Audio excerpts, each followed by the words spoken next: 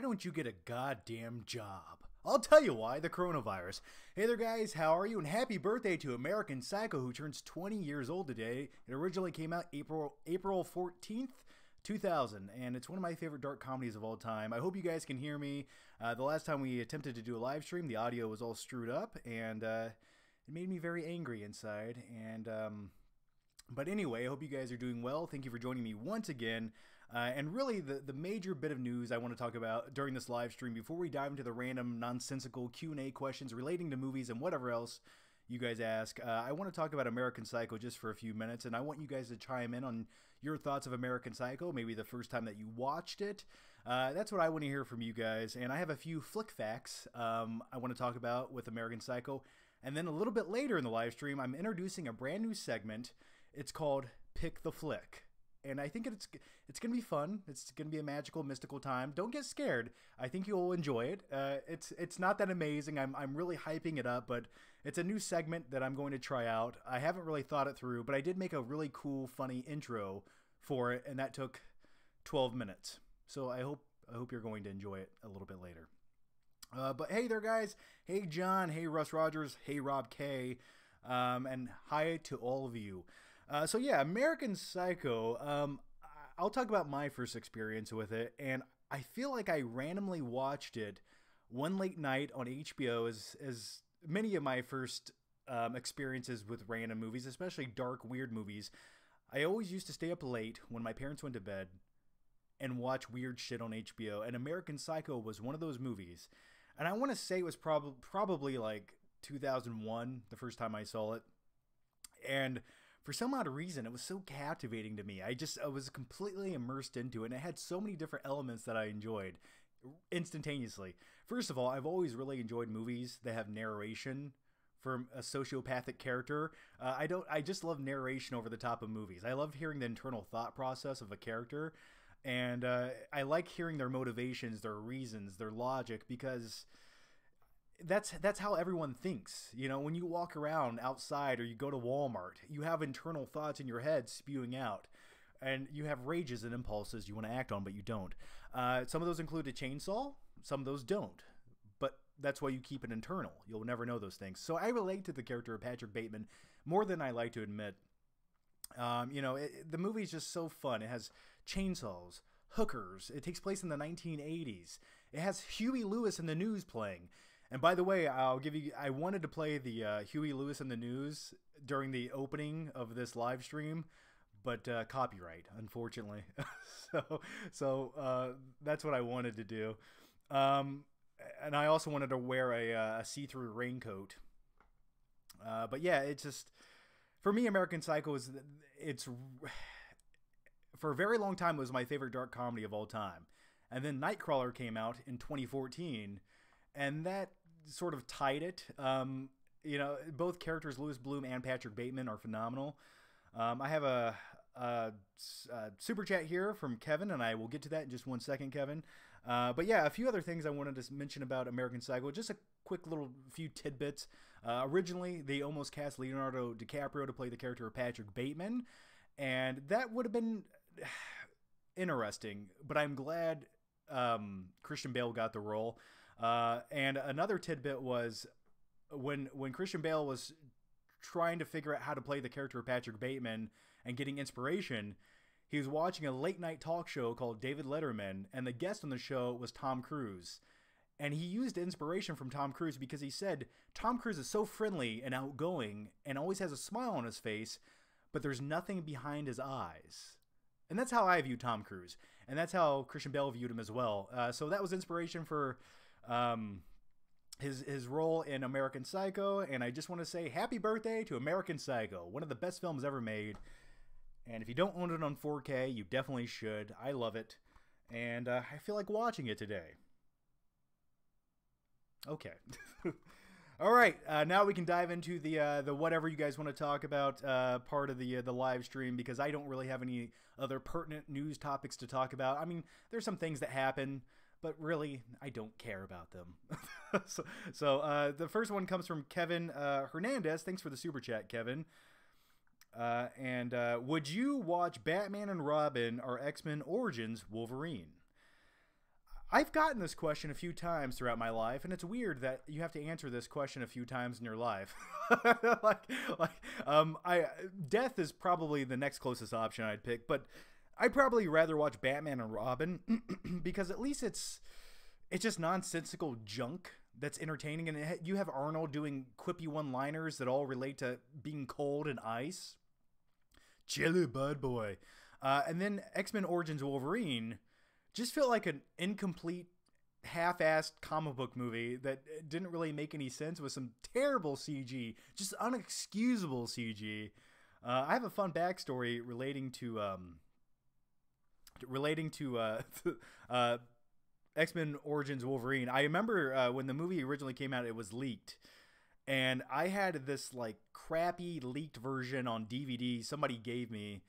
And I watched it, and it had incomplete CGI on the movie. And then I watched it in theaters months and months later thinking, okay, this CG is going to be better. But it wasn't. It still looked pretty bad. And I was like, whoa! So that's my story with X-Men Origins Wolverine. I don't want to watch that movie ever again. Ever. All right. The next one comes from Jack. Favorite Mighty Ducks movie? Oh, man. Probably the first one. Actually, you know what? I think the most rewatchable Mighty Ducks movie is definitely going to be the second movie where they go to like the National Olympics. For me, that was always the most fun. It introduced the Bash Brothers, which I always wanted to be one of the Bash Brothers as a young, stupid kid. It just looked so fun, except I could never ice skate. Thus, I could never be part of the Mighty Ducks. Yeah. Do you like Impractical Jokers? Not really. I've watched a few of their things. I don't really watch them. Russ Rogers. There's a part in American Psycho book where Patrick has a very awkward conversation with Tom Cruise in an elevator. Really? I didn't know that. I need to read the novel. Yeah, that sounds really fascinating. I would like to know more about that. Gambit X, would you watch the most Batman Returns or Terminator 2? What would you watch the most? Probably I've seen Terminator 2 far more times. I like both of them. Both were movies I rewatched all the time growing up, but I would probably go with Terminator 2. And then Batman Returns I watched often. I would say I probably watched the original Batman growing up more than Batman Returns, though. E.P. Jones, thanks for the super chat. Hey John, who was more perfectly cast? Hugh Jackman as Wolverine or Robert Downey as Iron Man? Ooh, man, that's a tough one. I'm gonna go with Robert Downey as Iron Man. He was like the glue that held everything in the Marvel universe together. He had the most charisma, and I think he's what all of those other characters leaned on and revolved around. And I don't think any other actor could have brought that same likability and that charisma that he did for the character of Iron Man. So, yeah, I'd say Robert Downey. As far as Hugh Jackman as Wolverine, man, I mean, he was great. I loved him, but I think Robert Downey he embodied Iron Man. Hugh Jackman was a good interpretation of Wolverine, but I never really thought they got Wolverine perfect. Like, maybe in a few of the movies for a few minutes, they got, when he was doing like berserker attacks and losing his shit, you got Wolverine, but and Logan was great, but I always wanted kind of the meangy, like dirty, brooding version of Wolverine that you see in the comics. He's like 4'11", he's hunched over, he's all hairy, he has a beer belly. Like, that's the version of Wolverine I always wanted to see. So essentially, if Tom Hardy could continue working out, get buff again like he was for Bane, hunch over, get really hairy, and grow some sideburns, that's like the version of Wolverine I would like to see down the road. Kevin Hernandez, thanks for the super chat, man. Will you do a review for Trolls World Tour? No, I will not. I mean, what do you? You guys already know what I'm going to say. It's not good. It's bad. It's boring. There's better animated CG movies that you should show your kids. I mean, movies like that, I don't understand why people review them. What is there to really say that hasn't been said? Or, I mean, if you can predict what someone's going to say about a movie, then what's the point of the review? I don't know. And plus, I'd have to watch the movie to review it. No. I have better things to do with an hour and 30 minutes of my life. I don't care. If I was laying in the fetal position, looking at my wall, that would be far more quality entertainment than watching Trolls 2. And I wouldn't have to pay for that. Scott Sullivan, would Fury Road have worked with an older Mel Gibson? And I feel like that same question was asked previously, even by you. Did you ask that same question during the Flickbuster Patreon podcast? I feel like you did, because I remember answering it. So yeah, I said, I think Fury Road would have worked perfectly if you had an older Mel Gibson. There's no reason it wouldn't have worked. I think it would have been, I think Mel Gibson coming back for the role of Mad Max would have been better. I love Tom Hardy. Don't get me wrong. I love me some Tom Hardy. But Mel Gibson is Mad Max. I mean, the level of, once again, using the word charisma a lot in this live stream, but that was Mad Max. Tom Hardy, I like him, but as Mad Max, he just kind of mumbled a lot. And as far as Fury Road goes, that was Furiosa's movie with Charlize Theron. So I would have loved to have seen an older Mad Max come back as Mel Gibson. I think that would have been phenomenal. And if you've seen some of the newer movies Mel Gibson's he's been doing, like Get the Gringo, not necessarily new, or was it Bloodfather was another one that came out a couple years ago.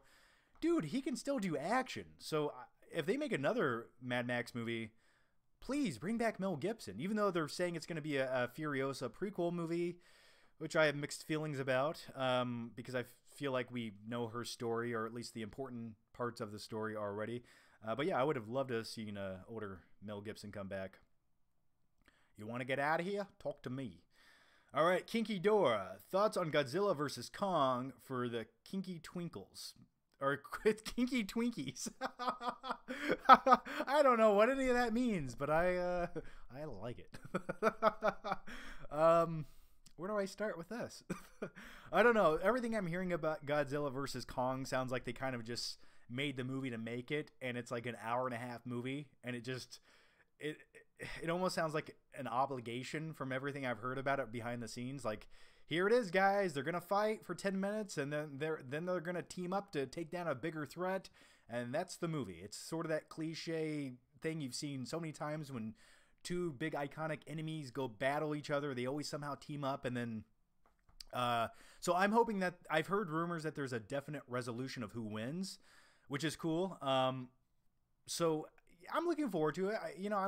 Why wouldn't I want to see these two huge monsters fight and battle? I just hope it's, like I said, I hope it's just not 10 minutes of screen time. Why not just make it an epic conclusion where you have like a 45-minute battle sequence taking place through this city and just everything gets destroyed, just complete chaos. That's what I want to see. I don't know. But I am looking forward to it. I hope it is good. I wasn't really a big fan of the last Godzilla movie or the last King Kong movie, but I'm looking forward to it. All right, the next one comes from Russ Rogers. Confirmed, John likes Twinks. I like Twinkies. No. Hey, I support everyone. I don't care, okay? Michael Leahy. Good day, John. Do you have a pitch for Daredevil's return to the MCU? Well, off the top of my head, because we all know I sit around at night making up pitches for Daredevil returning to the MCU. Off the top of my head, no, I don't have one. But what I would like to see, with that said, is I would just like to see a Dredd TV show come to Netflix. That's what I want to see. But as far as Daredevil returning to the MCU, yeah, I would like to see it. Give it a couple years. I think once you bring in maybe like the Fantastic Four into the MCU, and then after that maybe you could introduce Daredevil, and then you could bring in Punisher, and then if you're gonna have Blade come in there, why not have characters like Daredevil and Punisher, and then you have Blade? Because for me, they sort of have that same level of ability, and I feel like those like three characters alone belong in the same universe.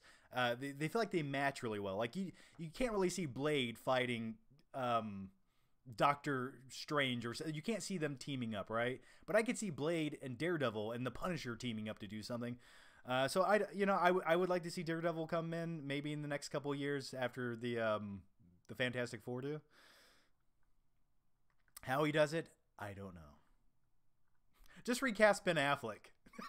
just recast Ben Affleck. He goes from Daredevil to Batman to Sad Flick, and then he comes back as Daredevil to completely just redeem himself. All right. The Spartan 001. Hey John, when this whole situation blows over and it's safe to be out in society again, will you do more flick trip videos? Keep up the content. Well, thanks, man, and thanks to Spartan. Yeah, I don't mind. I can do flick trip videos now. I'm not afraid of the kung flu. All right, I wear a hazmat suit. I don't breathe in anyone's direction. I've been doing this for years. I'm a master at avoiding society. When I go into Walmart, you know what it looks like? If you looked at me in Walmart from an overhead view, it looks like a game of Pac-Man. Everyone else is the ghost. I'm going around picking up Blu-rays that are like little fruit things, eating little things. I'm just avoiding everyone until I can get out of the level and go to the next part. So yeah, I have a few ideas for flick trips where I don't necessarily even need to go to a store. I think a few of them would be mildly entertaining. One of them includes a Redbox and a lot of Germex. So yeah, I can do more vlog videos. Right now I'm editing a vlog video. It's sort of a random vlog video where I built a gym in my apartment because I was getting stir crazy and all the gyms are closed. I built a gym. So I was going to give a quick tour video of that in the next vlog video, so look out for it. Kinky Dora, nobody cared who I was until I licked them toes. Kinky Bane. Well, thank you for that. No one cared who I was until I put on the French tickler. All right, the next one comes. I don't know what's happening right now. Greg Harris. Jaws coming out on 4K in June. You picking it up? Yes, Greg Harris. Follow me on Twitter. Sometimes I post things, and I actually just posted a thing yesterday saying, yeah, I definitely will pick it up, and it looks cool. They have like a really cool steelbook coming out for Jaws 4K. And for me, like classics like Jaws, that's a quintessential movie you have to have in 4K because it's just going to look amazing. I hope it's a great transfer. I think it will be. But yeah, I definitely am going to pick it up. And thinking about that, and yesterday when I posted that tweet, I was reminded that years and years ago when Jaws first hit Blu-ray, I made a I made a Blu-ray review for it, but I went all out. And if you watch the intro for my Jaws Blu-ray review, it's one of the best things I've ever done. Essentially, I battle a toy shark in my mother's swimming pool. Don't ask questions, just watch it. All right, Christian Baller. Thanks for the super chat, Christian. Hey, John, have you ever tried Raz Energy? The sour gummy worms and Galaxy Burst flavors are better than all the Bang flavors. Also, 0 cal, 0 sugar. Yeah, I drink everything I drink. All energy drinks are 0 sugar that I drink. So yeah, I've tried them all. I think I've tried Raz. I believe I have. I've tried Raz. What's the other really gross one that just came out? It's like tastes like rainwater with like chemicals in it or something. Is it called Rain? Yeah, I think it's Rain. And then there's another. I like Bang. And then there's another energy drink that has like an inferno flavor, like it burns your mouth when you drink it. I'm still looking forward to it. I can't find it anywhere. And I'm really not searching hard anymore because Walmarts are like a contaminated disaster zone right now. But I have tried what you're saying there, Christian. Jack. Ooh, let's go back up here. I'm going to get to them all, I promise. Jack Mallory. Or Molly? Jack Molly? Rocky versus Miyagi. Who would win? Do you like Oasis? Rocky versus Miyagi? Probably Rocky. I mean, Mr. Miyagi was a badass, but really, if you watch the show, well, if you watch the movie, he did take out Johnny and his thugs, and at the end, he does a little something. But I think Rocky would just punch Mr. Miyagi in the face and instantaneously kill him. I don't know. Probably Rocky. I think he has a little more power in him. What an odd question. All right. Manor Taze 124. I just watched Rise of Skywalker again. I didn't really care for it this time around. I was wondering, what do you think the worst Star Wars movies are? Oh man, probably the Clone Wars. I think the prequels. Here's the weird thing. I always have a special place in my heart for The Phantom Menace. Just a small little special place in my heart because it was my first theater experience to see a Star Wars movie. And I don't care what anyone says about The Phantom Menace. The lightsaber fight at the end is badass. The Duel of Fates are playing. Amazing score at the very end. Darth Maul's a badass. The pod racing scene's fun. Jake Lloyd is terrible to watch. Yippee!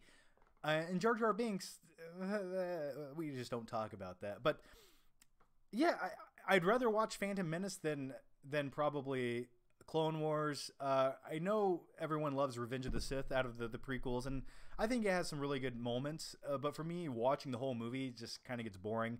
I think all the prequels get boring as you watch them. They just feel so flat and soulless, and it feels like everyone's just standing in front of a green screen talking, sitting on a couch, giving extensive dialogue, explaining politics, and it's just like no one wants to watch a Star Wars movie for this. Why did you do this? But outside of that, I would honestly say Rise of Skywalker is the most disappointing, though. That's the conclusion, right? And it's just like, it felt like a half-baked idea. Gabe Esker, did everything happen in Bateman's head or no?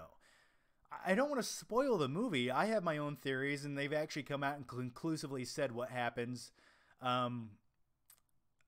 I never thought it did. I thought the majority of it did not happen, and a lot of it was just internal thoughts and delusions by a sociopath. Some of it did happen. And here's what I like to say. The things that seem realistic in that movie that could happen probably did. The outrageous, fantastical things that happen probably didn't. F.P. Jones. Never watch DC movies again or Marvel movies. Which one to never watch again? Dude, if I can't watch DC movies, that means I can't watch the Dark Knight trilogy. That means I can't watch the original Burton Batmans. I mean, outside of that, I could probably live with everything else. But man, Marvel put out a lot of good stuff. But I'm gonna go with DC. If you didn't have the Nolan Batman trilogy and the first two Burton movies, I'd probably go with Marvel all day long. Rocky Balboa. What do you think about Eddie Murphy? Eddie Murphy was funny as shit, man. I mean, he did a slew of nothing but bad movies for about 20 years. But I always thought he was hilarious, especially in like Beverly Hills Cop. That was awesome. And then his SNL skit where you played like a poor Gumby, like Project Gumby. That was fucking hilarious. Kinky Dora, best voice impression for the Kinky Twinkies. What the fuck is this? What is this? My best voice impression. I don't know. You guys tell me which voice impression to do. They're all mildly terrible. Actually, they're all terrible, not mildly so.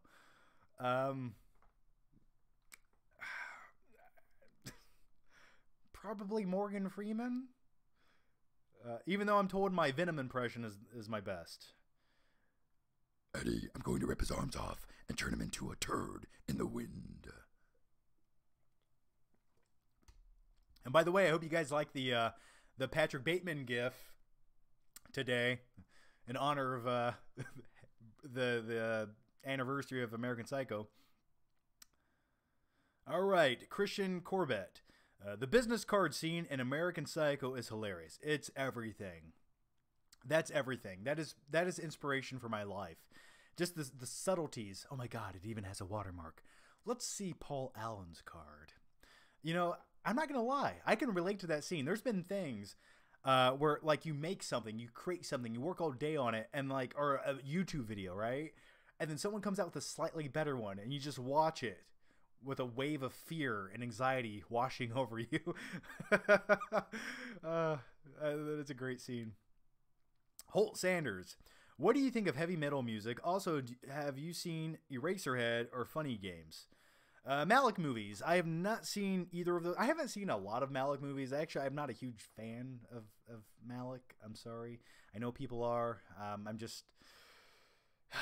to say I am and sit there and like and go off on a tangent, I'm not going to do it. But some of them come across very pretentious, and some of them have great cinematography, and I think they have beautiful scenery, and Just overall, I'm just not a hardcore Terrence Malick fan. Jacob Grant.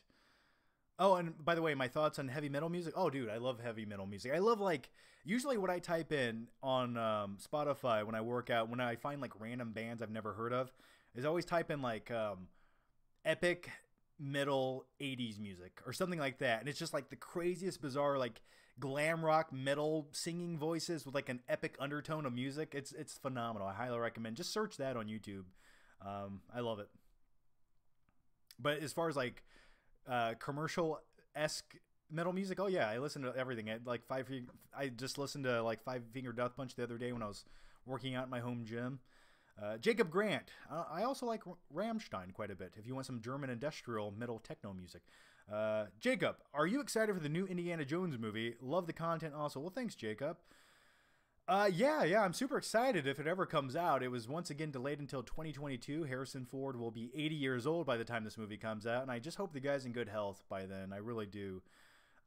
Just hurry up and make the movie, please. It's getting to the point where it's getting past the point where you should make it. And plus, Spielberg's not even coming back, which that sort of irritates me even more. It's like, we've been waiting around since 2007 for a good Indiana Jones movie, another sequel to redeem itself. And if Spielberg wasn't ever going to come back, I feel like they waited around on him to do that, and he decided not to. And then, so I don't know.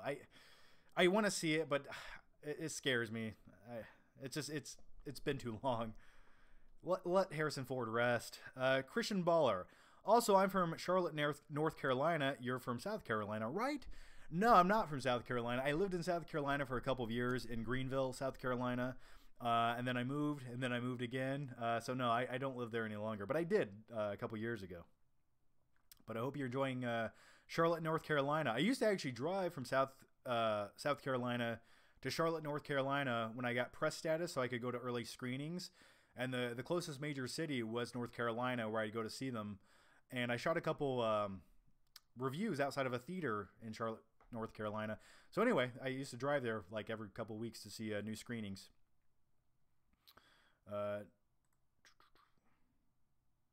Gabe Escur. I always love the line, "Touch me again, Lewis, and you'll draw back a stump." I don't even remember that. That's great. I don't even remember that line. Wow. Huh, I don't even remember. The funniest scene in that movie, and I was actually going to make like a meme or GIF out of it. It was relating to coronavirus, but it was going to be the scene where Patrick Bateman goes in the bathroom and he's washing his hands with his gloves on. Yeah. D. Willard 79. What is the one thing that movie critics do that you dislike or disagree with? That they do that I dislike. I'd like to know your guys' thoughts on that. When you guys watch movie reviews of critics on YouTube, what is a pet peeve of yours that they do? For me, I think I hate when people reiterate the plot of a movie. Like, it's so obligatory when you start off a movie review and you have to say the plot of it. It's like, this movie is about blah, blah, blah, who does this and this. And it's just like, why do we have to say the synopsis? Like, people know the synopsis, and if they don't, well, who cares? Just go read the paragraph of it on IMDb. I just wish in my reviews I could put up the paragraph synopsis for 3 seconds before I start talking about the movie, because I hate giving the synopsis. I always hated that. It just feels so like a waste of time in a review. But I'd like to know what you guys think. All right. I had another question here, and I lost it. Rando Commando 41. Thanks for the super chat, Rando Commando, and thanks for joining me once again. You're always here in the live streams, man. I love it. Random Blu-ray pick, top row, 9th from the right. Your Rando Commando, your questions have inspired a new segment on this live stream. So what I can do is we're going to play a little game in a minute, but Rando Commando, let me write that down, because I will more than answer that question in a few minutes with this new segment I'm introducing. What'd you write? Top row 9th from the right. All right. We're going to get there in 1 second. Trust me. All right. Let's keep going here. Michael Leahy. Do I always say your last name wrong, Michael? I'm just going to call it. Can I just say Michael? Hi. Hi again, John. I made a podcast, underrated rotten movies. Would love to do another show. What is your advice for podcasters? For me, well, my podcast is only on Patreon, and it goes to YouTube members now, too. For me, my podcast was, I always just wanted to be personable. I didn't want to be Mr. Podcast Guy. Hey there, guys, we're talking about a brand new segment today, and we're going to... Like, for me, I think a podcast, the best podcast I enjoy is a podcast where you have a few topics, you have a few guidelines, but if it goes off the rails, allow it to go off the rails into random territory. And for me, when it comes to podcasting, I like to talk about random things that no one really talks about. Typically, like that's what I like to dive into and be personable in your podcast. And you know, that's what I would do. That's my advice to you. Just have fun with it, man. And have some good audio quality. Shit audio quality in a podcast. That's no one wants to listen to that. And I mean, I'm using a cheap little, what is this called? A snowball microphone? What is?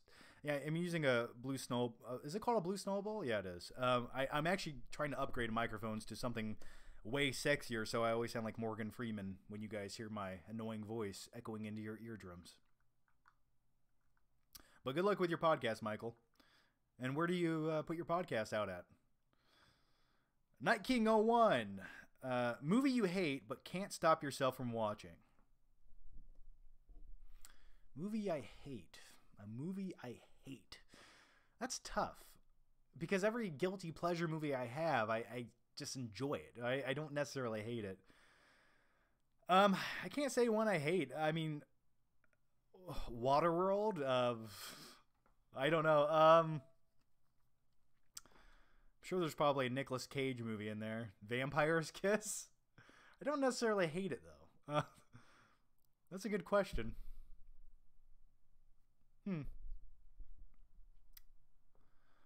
Do your best Stuckman impression. Gosh, how do I do a Stuckman impression? Let me see here.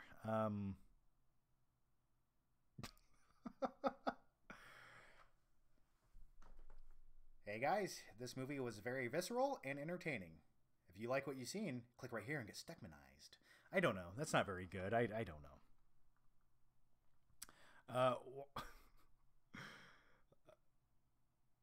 Okay, next question. Next question.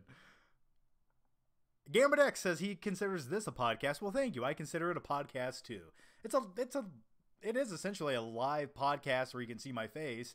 If I simply just took the audio and uploaded it, it would be a podcast. Maybe I will do that. Would you guys like an audio version of this? Let me know. John, how many dogs do you have? I have one dog named Puzzy. It's a little Pomeranian Chihuahua. Manor Taze 124. Your Sean Connery impression from The Rock is one of your best. Also, just watched The Rock again the other day. Such an underrated movie. Oh, it's one of Michael Bay's. I think it's probably Michael Bay's best action movie by far. Winners go home and fuck the prom queen. Yeah, I love it. I love it. And by the way, guys, I am going to answer all the Streamlab questions in just like 2 seconds. I think there was one earlier. Yeah, 28 minutes ago I had one from Patrick, so I will get to it.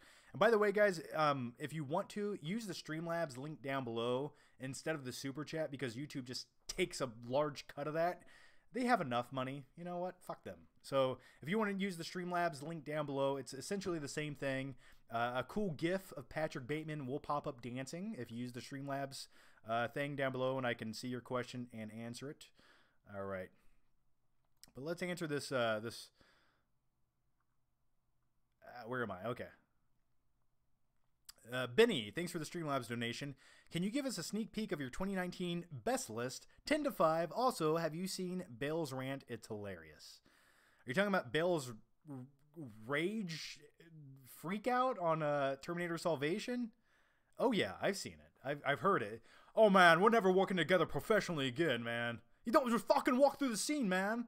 I love it. Yeah, as far as my top 10 best and worst, they're very close, ready to go. Trust me. I have a sponsorship on one of the videos, and I'm waiting to figure that out. But yeah, a few of the movies that will be on there. I will just tell you the thumbnail has is Hellboy, and I may or may not include the Fanatic. How's that for you? Is that good enough? All right. The next one comes from Patrick. Thanks, Patrick, for joining me. Oh, Patrick, man, thanks for the awesome Streamlabs donation there, man. Thank you for that so much. Hey, John, hope you're doing good today. I'm most likely not going to be able to make the whole live stream. Busy working, driving around, but I'll definitely watch the playback later if I can't stay for the whole stream. Well, Patrick, man, well, thank you for that, and thanks for the donation, and stay safe out there driving around, man. Hope you have plenty of hand sanitizer ready to go. Keep your windows rolled up, and let the soothing sounds of my voice transcend into your brain. Thanks, Patrick, and stay safe, man. And I hope you're still watching right now. And Patrick is also a Patreon supporter and also a friend of the FlickPick. The FlickPick universe? I don't know what I call this. The FlickPick cult? I don't know. Whatever you guys want to be, we can do it. The FlickPickers? How's that? Night King 01, movie you hate but can't stop yourself from watching. We already answered that, and I just read it again.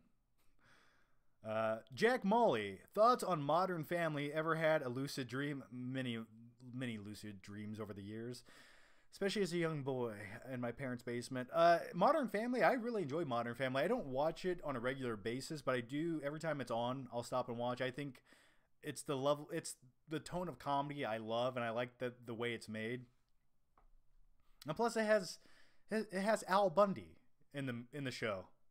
I like to just think that's Al Bundy in his older years.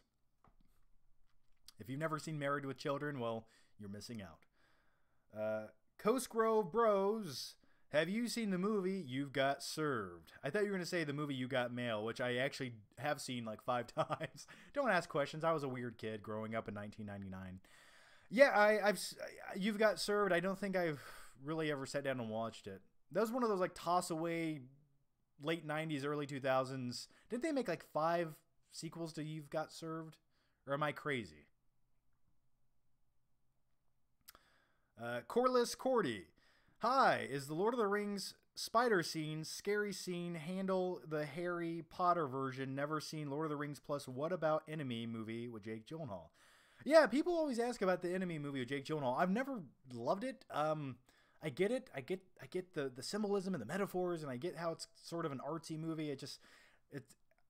I didn't really enjoy it that much. I thought some of the things were a little too on the nose.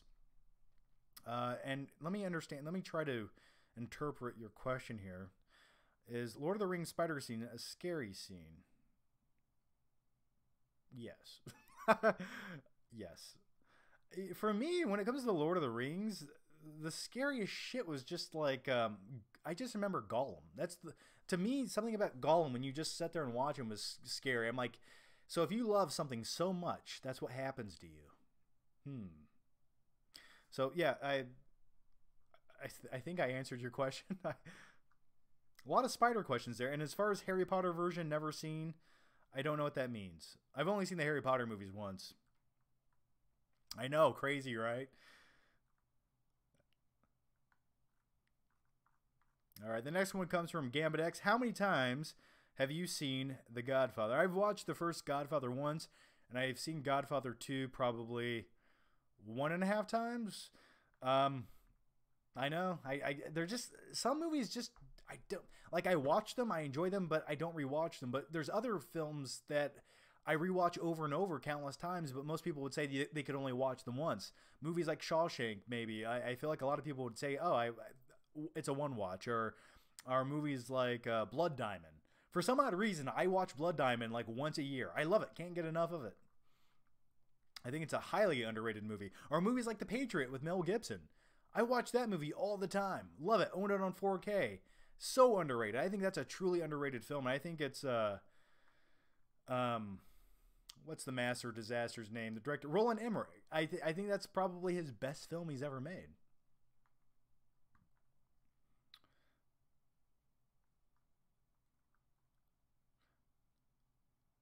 Russ Rogers, I'm glad you're saying fuck again. Yeah, who cares? It's a live stream. I don't care. I don't care. YouTube, I don't care anymore. You know, I played by their rules. I did what they wanted to earn their monetization pennies. I don't need them anymore. All right. Yes, I do. Please, YouTube, if you're listening, please, please, please don't demonetize my channel. Please don't limit my video views. Please, please don't have the algorithm unsubscribe subscribers for me for the next 5 years like you've previously been doing. Please, YouTube, please. All right. I love you, Google. All right. Russ Rogers, I have joined the Pick Cult. I'll go with that. Yeah, and thank you, Russ Rogers. And if you guys, if you've already joined me as a YouTube member, if you click that little join button under the video, you can join me, and I send you guys like extra perks on the YouTube community tab, like live streams and chats and stuff like that. I much appreciate it. And I just did an exclusive Patreon and YouTube members live stream yesterday or the day before, and we were about an hour into it, and my power went out. There was like a lightning storm outside, and the power went out, and I was like, fuck my life. I have the worst luck when it comes to live streaming. But yeah, if you guys join me on that, thank you so much. Cordless Cordy. I mean that I have never seen Lord of the Rings, and wondering that if I can't handle the spider scene in Harry Potter, can I handle the spider scene in Lord of the Rings? Oh yeah. Well, I don't know. Why were you scared in the Harry Potter spider scene, man? I don't even remember that scene, but yeah, I think you'll be okay. I think you'll be okay. It's fantastical make-believe. You'll be all right. You got to watch Lord of the Rings, man. Just go watch it. You'll be fine. I think you got it. Unless you have like a weird fear of spiders. In that case, I recommend go watch Arachnophobia with John Goodman. Don't watch that if you have a fear of spiders. Gambit X. I have watched some of your old videos, and you have evolved over the years. Do you mean physically or mentally, or what do you mean by that? With maybe presentation wise? I would say maybe I evolved ever so slightly. Or at least I try to. I do my best. F.P. Jones, Edward Norton's Hulk, Mark Ruffalo's Bruce Banner. Thoughts? Yeah, you're right. I thought Bruce or Mark Ruffalo. Well, actually, I was thinking Eric Bana for a second there. I don't really love Mark Ruffalo's Bruce Banner. I really don't. He comes across like a whiny guy. He's always whiny and unsure of himself. He has like an odd performance. I don't really like Mark Ruffalo's performance as Hulk. And Edward Norton's Hulk was a badass. He rages out, but I think if you could take the attitude of Norton's Hulk and put it with the look of Ruffalo's Hulk, like the look of it, I think you'd have something there. That was my biggest complaint. I hate this pop filter. I'm going to smash it and rip it off one day. And in a few minutes, guys, we will start the new stream segment. I think you guys will enjoy it. Maybe not. It's maybe it's lame. I don't care. But yeah, that was my biggest complaint with the MCU was the way they handled Hulk for the most part. Like the way he was handled overall in Thor Ragnarok, I sort of enjoyed, but man, just they neutered the Hulk, didn't they, in the MCU? I don't know. Levi Fisher just became a member. Welcome to Don't Get Scared. Well, thanks, Levi. I appreciate that, buddy. Jay Valenzola. Would you rather live life of Patrick Bateman or Lou Bloom? Lou Bloom has the more intriguing job. He sort of has a job that I would want to do if I wasn't doing YouTube, like running around, driving around all night, recording things. That sounds really thrilling, and I sort of get to do that now with YouTube. But Patrick Bateman, man, he works on Wall Street. He gets to work out all day and get massages, and he does whatever he wants to, and he returns videotapes. That also sounds really intriguing. So it'd be a toss-up. I don't know. I might go with Lou Bloom. I might go with Lou Bloom, ever so slightly. He seems a little less screwed up, just slightly less so. Helicopter Kicks, that's a cool name. Question, favorite couple of canon films? I want to see something. Let me make sure I'm not missing one here. Okay. I knew my answer before I looked this up, but I was making sure. Okay. Well, by the way, Canon went bankrupt because of a movie called Over the Top. But beyond that, probably Over the Top. That's my favorite quintessential Canon film of all time, where they just paid Stallone so much money where he couldn't say no to doing the role. He didn't want to do the movie, but they were like, "Hey, let's do this movie. It's sort of gonna do for arm wrestling what Rocky did for boxing." And they offered Stallone more money than he's ever been paid for any other previous film, and that was for Over the Top. But then you had like Masters of the Universe. That was terrible. Bloodsport is sort of a guilty pleasure. You also have Cobra, which I forgot was a canon film. Huh. Yeah, I would probably definitely... I hate all the Chuck Norris movies. I'm sorry. I know the cool thing to do is say you like Chuck Norris movies, but they're all shit. I'd probably go with Over the Top.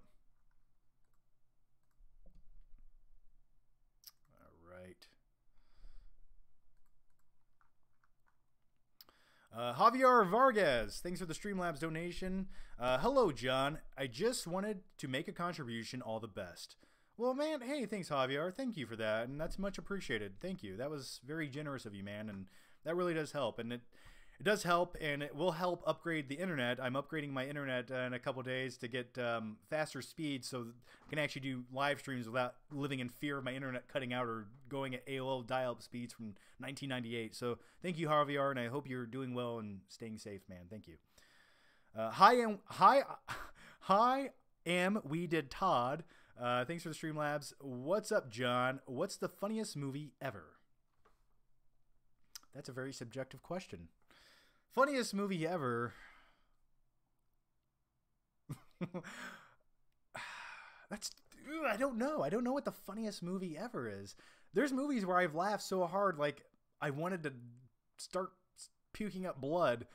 I laugh at a lot of random things in movies, like small little subtleties that most people probably wouldn't laugh at. But I do remember watching the movie Superbad in the theater with my friend, and that movie related to us so much. It spoke to us. It was essentially our lives in high school to a certain degree. And when we watched Superbad in the theater, we laughed so fucking hard. I remember the line, and I used it so many times since then. What you want me to eat alone? Who am I, fucking Steven Glansberg? I always remember that line so much. But relating to American Psycho, there's a scene in American Psycho where he loses his mind, and it's the scene where he has to shoot out with the cops, and then he's going to the apartment building to sign in, and he realizes it's the wrong apartment building. So the janitor is at one end of the aisle, when he goes through the roundabout doors, goes through, comes back through, shoots the guy, and then keeps going. For some odd reason, that's always been hilarious to me. Am I the only one? Yes, I am. I guess I'm crazy. All right. All right, let me figure out where I am right here. All right. Come on, update. All right, Jason, thanks for the Streamlabs donation, Jason. Pop quiz. Name the movie, quote, Billy says he's a contractor. Lewis says, according to this, he owns the third largest construction company in the world. Billy says, yeah, he's a contractor. Hint, it's not a newer movie. That sounds familiar. He owns the third largest construction company in the world.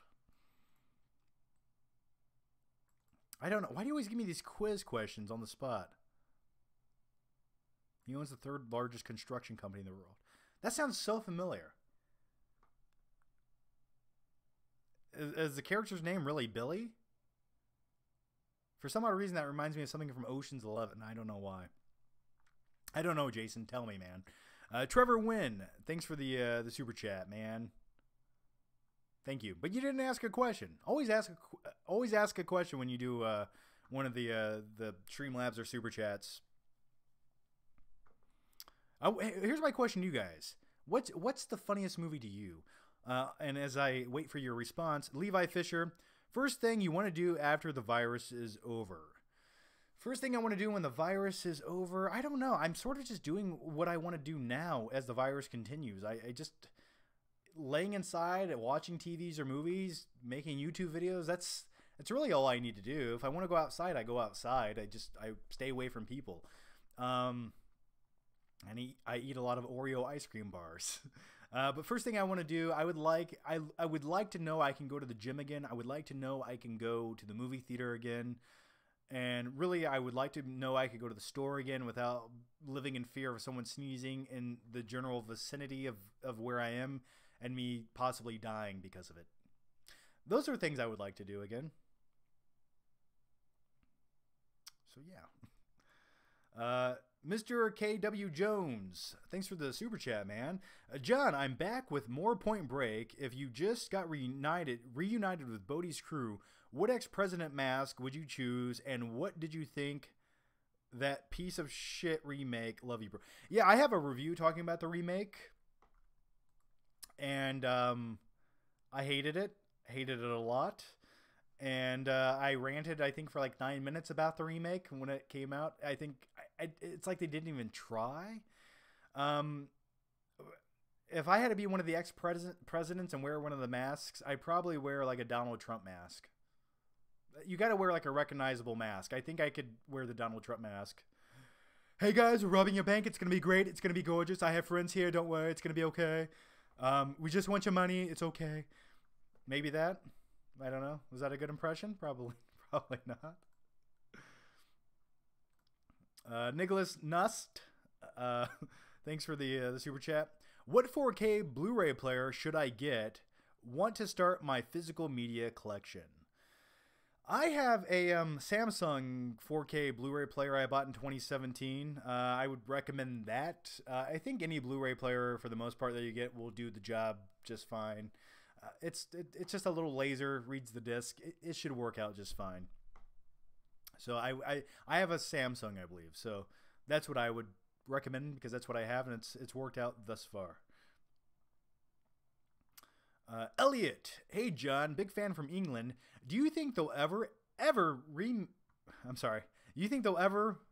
make another He-Man film? What do you think of the film Masters of the Universe? What do I think of the film Masters of the Universe? Dolph Lundgren was in the film. The movie had no money.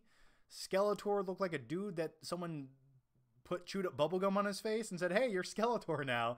Just a terrible movie. And it all takes place on Earth. And it's just like, I don't know about you, but when I watch my Skeletor movie, I want to see it take place in a small town. Just a terrible movie. But yeah, they are actually making a new He-Man movie, or it was in production for a while. So I know they were working on a new He-Man movie. I don't know the details. I remember it was announced a while ago. So it's a possibility unless they canceled it by this point. But last thing I knew, they were working on a new He-Man movie, which would be, don't give me He-Man. That universe, there's so much they can do. That could be an awesome, like if you took He-Man, right, and you kept it in the same tone and vibe of something like Thor Ragnarok, for example, that same levity and lightheartedness, but it's fantastical and big and epic. That would be the perfect He-Man movie. And Hollywood, if you're listening, you can have that idea. But yeah, greetings to England, Elliot. Hope you're doing well. Russ Rogers, have you ever seen Idle Hands? I have seen it a few times. I always that feels like such a 1999 movie, right? Russ Rogers, have you? Oh, just answered that. Rob K, I'd pick a JFK mask. Oh man, come on. Just pick an Abraham Lincoln mask. Call it a day. Brevin Thompson, movies and games. Hey Brevin, how's it going? Always joining me for live streams. Funniest movie for me is Deadpool. Do you still keep in touch with Chris Stuckman? If I was on a quest to destroy every copy of Batman and Robin, would you join me? Also, we should collaborate on 007. Yeah, I don't destroy copies of Batman and Robin. That needs to live on forever. People need to remember how bad it was. Yeah, occasionally we keep in touch, but I live like 8 hours away. But occasionally we do keep in touch. And What else was your question there? Collaborating on 007, like what did you have in mind, Brevin? Roll Tide, John. Roll Tide. All right. I need to open up another window here because this is not... Let me open this up. Manage and pop out chat. There we go. That makes life easier. Okay. Levi Fisher, thanks for the super chat, buddy. Big fan, John. Subbed since 2012. You've helped me through high school, breakups, and everything in between. Thanks for everything. Also, I donate more to you than my church, and it feels so right. Well, thank you for that. Thanks, man. I do appreciate it, and that means a lot. It really does. Every time someone tells me how long they've been watching, it's sort of like we grew up together in a weird way, or I helped influence your life, maybe for the worst, or maybe for the best. I'm not sure. But it is fun, and I really enjoy hearing that. And I always like when people tell me, like, maybe the first video they watched and what year it was. And it's always awesome to hear. So I'm glad I could be there for you occasionally. Yeah, thank you for that. Thank you so much, Levi. Jason, thanks for the Streamlabs donation. Contractor quiz quote. Answer was toy soldiers. Okay. They are being held hostage in a mess hall of school, and he's asking students about their fathers. The character's name was Billy Tepper. Yeah, okay. I've seen Toy Soldiers many times, but for some odd reason you were throwing me off with the names. Yeah. I love Toy Soldiers. I love that movie so much. That's one of those weird movies I always remember watching on like beta tape that my family recorded off HBO. And that's how I discovered Toy Soldiers. But yeah, you guys, that's a little underrated gem as well. Toy Soldiers. Yeah, I forgot about that movie. It's been a long time. It's sort of like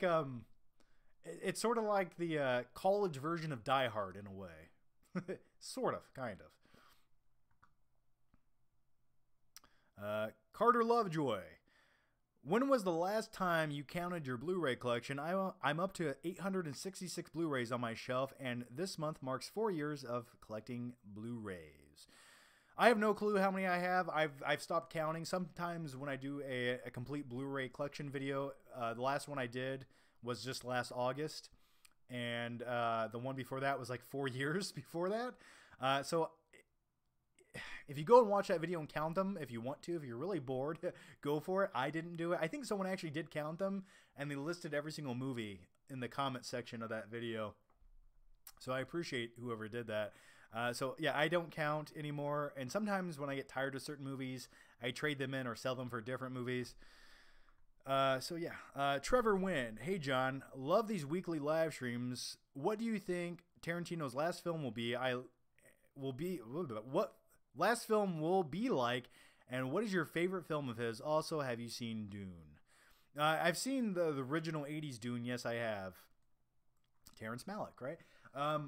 I didn't like it. I thought it was hard to get through, and I'm hoping the new one definitely improves. I'm looking forward to it. I saw some of the screenshots or some of the still images from the movie today. I'm not reading much into it. I just kind of want to keep it a surprise. So yeah, I'm looking forward to it. As far as Tarantino's last movie, I don't know. There was a lot of speculation and rumors going around that he would direct a Star Trek movie, and that sounds really fun to me. That sounds amazing to me. But my favorite film of his is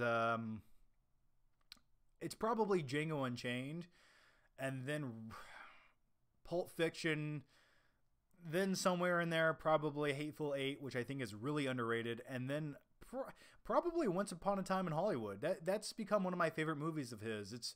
It's grown on me even more so since watching it at home on 4K.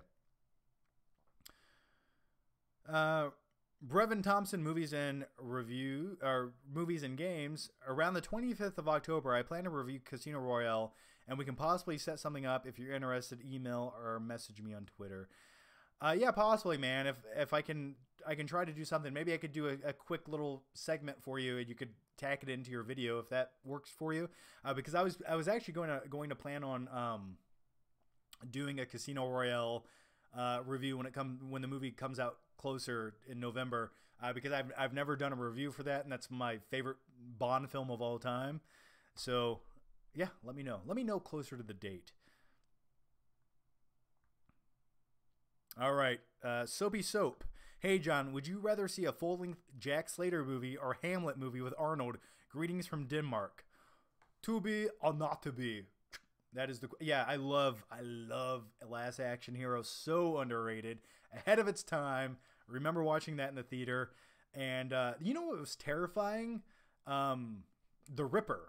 The villain of Jack Slater movie. Not Jack Slater or whatever, but Last Action Hero. The Ripper. He was fucking terrifying. Yeah, I would like to see a full-length Jack Slater movie. Yes, I would like to see that, actually. I always loved the intro in Last Action Hero where it's playing like, what is it? Is it Megadeth? I think it's Megadeth they're playing or something. And it's like they're showing like the titles just exploding. Like there's a brick background, a concrete background, then like a wood background. And it finally says Jack Slater 5 on the screen. It just always gave me goosebumps. You guys can watch it on YouTube. It's like type in Jack Slater intro. It's fucking awesome. I always loved that. Gabe Escur, tell me a scary ghost story. To make it quick, and by the way, I am gonna get to all your questions. I have them lined up right here, so if I'm skipping over them, don't worry, I will get to them.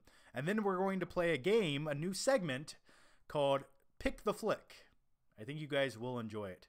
I hope you're excited, or maybe I'm the only one. All right, tell me a scary ghost story. I remember one time in high school we went to this abandoned school. It was like it was torn down. It was from like the 1700s.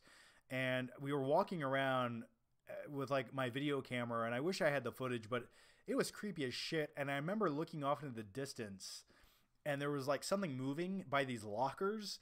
And as we got closer and closer to it, it would disappear. And then at the other end of the hallway, something at the far end by these lockers, like a locker door, would start moving, and then you get to it and it would stop moving.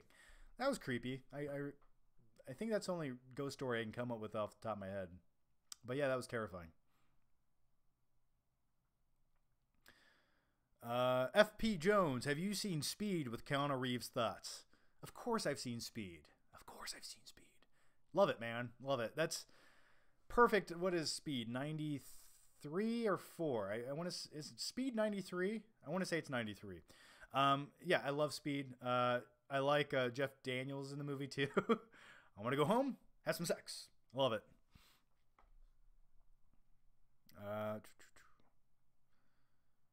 By the way, weird thought. Every time I watch Speed as a young kid, that tactical vest that Keanu Reeves is wearing, I always wanted that.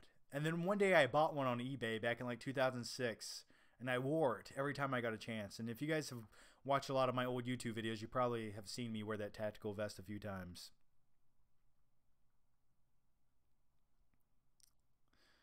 All right.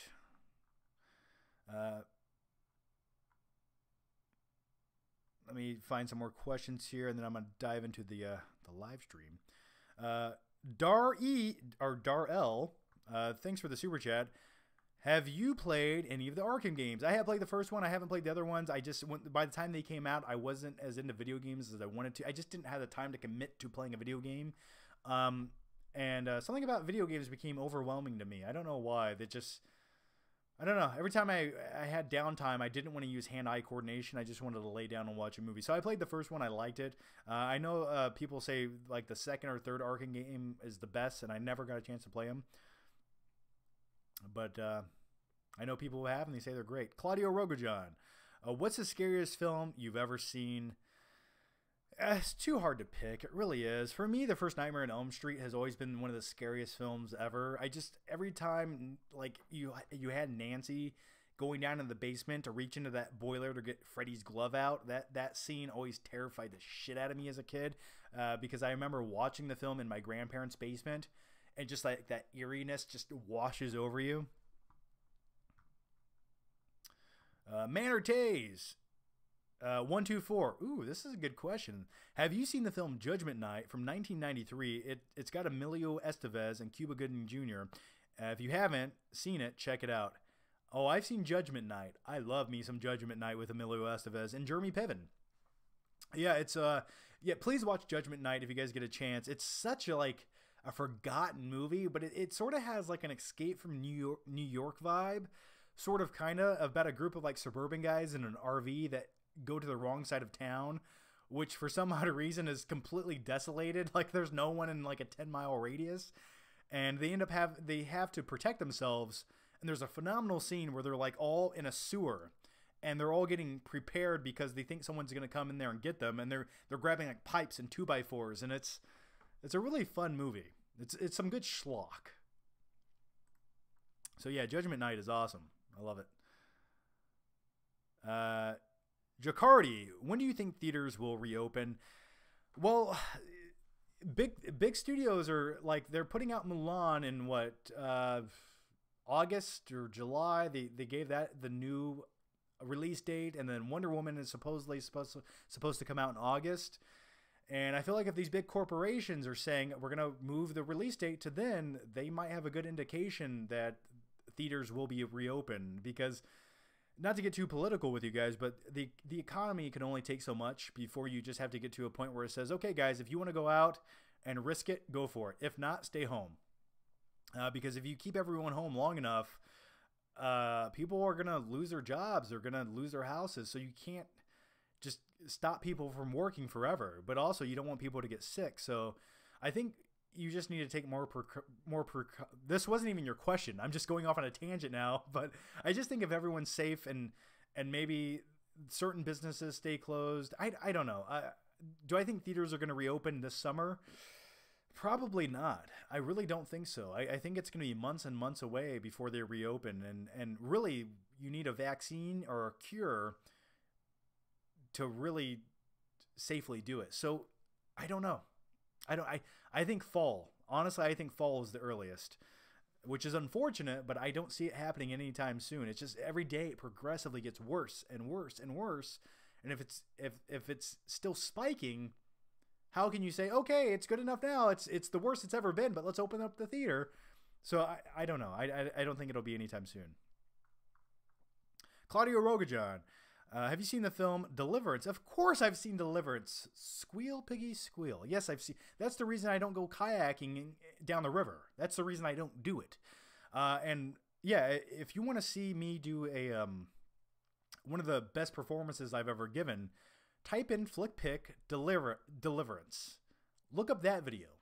I shot it with my little brother, and I'm talking about the Blu-ray, but I also do a really weird, scary Deliverance parody, and I play what is his name? I forgot the actor's name. He has a nice hairy chest. Burt Reynolds, yeah. I do my Burt Reynolds impression. So go watch that if you get bored sometime. Movie Master Marco, John, what are your thoughts on the Drive rescore?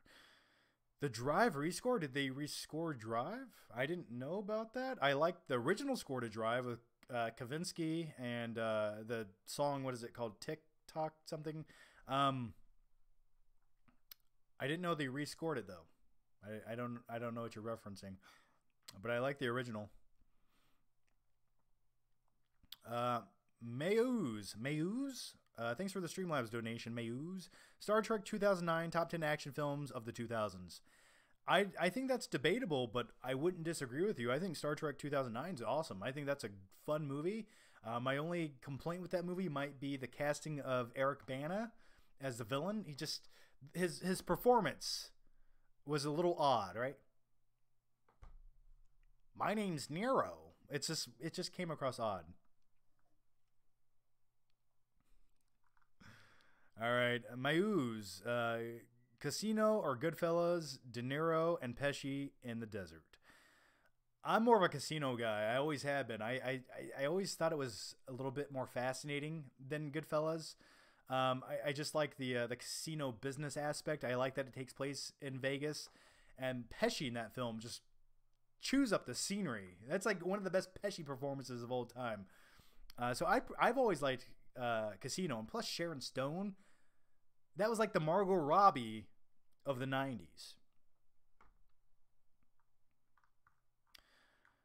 All right.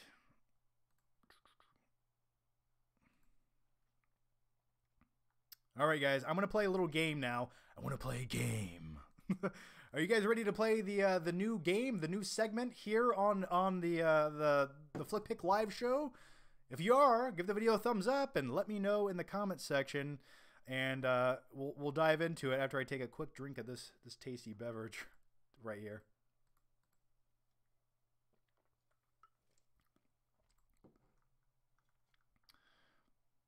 I want to know if you guys are ready. I'm not starting the game until I know you're ready. All right. Somebody says they're ready. That's good enough for me. Oh, man. Okay. I just read a comment that made me laugh. Rank the Game of Thrones seasons? Maybe, possibly. I like them all except for Season 8. Okay, Rob K says, let's do it.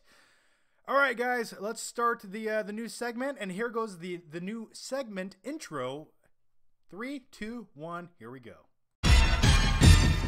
Pick the Flick! Yay!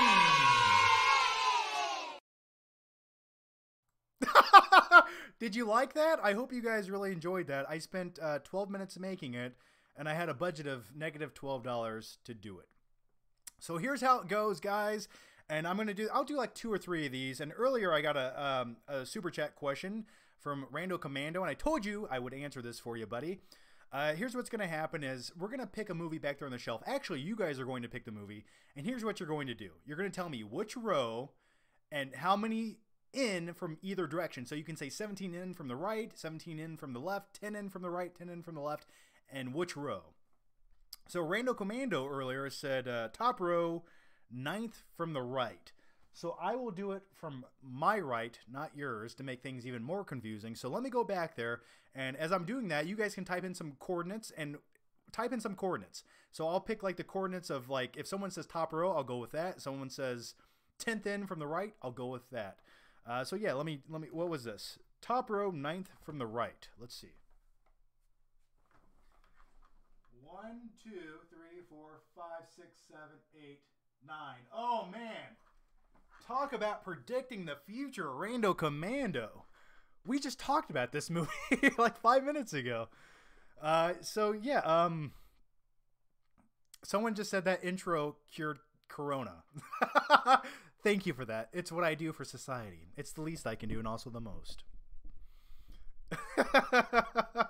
Yeah, so this is the random movie I picked, and once again, keep putting those coordinates in, guys. I will get to them.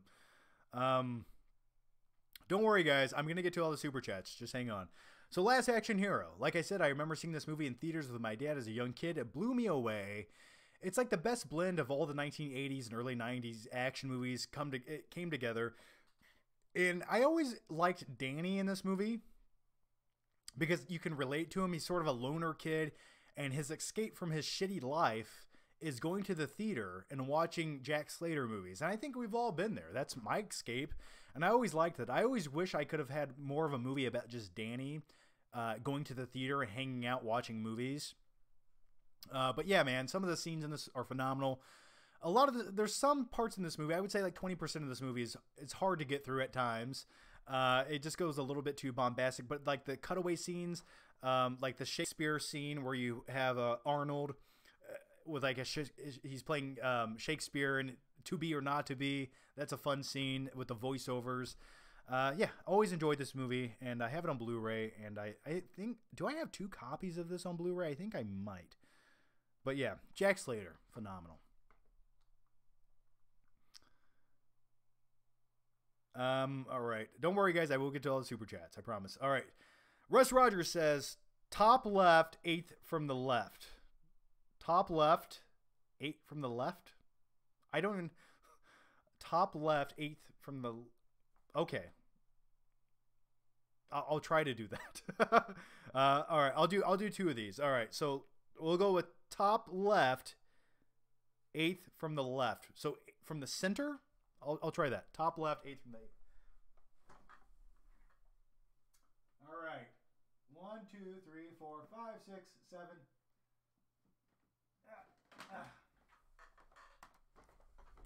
All right, this one's Master and Commander. Your flick pick is Master and Commander. Yeah, this is another film I've always really enjoyed, and another underrated film I think everyone needs to watch. And I went many years without watching this, many years, and I owned it on DVD for like maybe I want to say like 8 years before watching it. And my good friend Crazy Jason, this is one of his favorite movies, and he's like, watch Master and Commander, and I was like, I will. And I love it. I love time period movies, and this is a great look at what it's like to be living on the sea, and I like that lifestyle, how dirty and grungy it really is, and how they're just like eating dinner and there's like rats on the table, and it's like it's okay. And also I like the segment in this movie where they go to the Galapagos Islands and explore it for the first time. Really fascinating movie. Russell Crowe's great. This was based off a novel that has like 20 novels in the series, and there was supposed to be more iterations of this in another sequel, which I always wanted, but unfortunately making movies on the water with authentic ships cost a lot of money, and we never got that. But man, Master Commander Far Side of the World is phenomenal, but a terrible transfer. The transfer of this looks so muddy and dingy. I've been waiting for like a nice remastered 4K version of this to hit. That's what needs to happen. But man, such a phenomenal movie. All right, let's go with one more. We're gonna do one more flick pick today. It's gonna be Feral Lovely, who's also a member. Well, thank you for joining me here, and you joined me on the live show yesterday or the day before, so thank you. Third row, 6th from the left. Okay, third row, 6th from the left. Let's do it. 1, 2, 3, 4, 5, 6. Here we are. Hookers, Quaaludes, and Blow. Man, oh man. Martin Scorsese's Wolf of Wall Street, one of my favorite movies of all time. And I've said this once and I'll say it again. I love movies about criminals. I just think they're highly entertaining because the flawed character is always the most interesting character. And this is a quintessential must-watch. And I love the steelbook of this. I love the colors yellow and black, as you can tell by looking at my logos and things like that. But great looking steelbook. Is that the image I would have went with right there? Maybe not. But yeah, this was like our first introduction to Margot Robbie. So thank you, Martin Scorsese, for that. And I actually have a Flick Trip video from years ago. I think I call it the Wolf of Walmart Flick Trip. Anyway, I bought this in that Flick Trip video. But yeah, love this movie. Saw it in theaters, laughed my ass off, and highly rewatchable. You know what I call these? Fun coupons. So great. And thank you, Javier Vargas, for becoming a member. Thank you so much. All right, guys, so that's going to conclude the Flick Pick segment of the live stream. I hope you enjoyed it. If you want me to do that again on the next one, well, I can do it. I don't know why we did it, but I just wanted to do it. That all was inspired by Rando Commando last week when he told me to pick a random movie on my shelf, and I was like, you know what? That can be a segment. It's always fun just to talk about some random movie behind my head. So if you guys enjoyed it, let me know. If you want to see it again, let me know.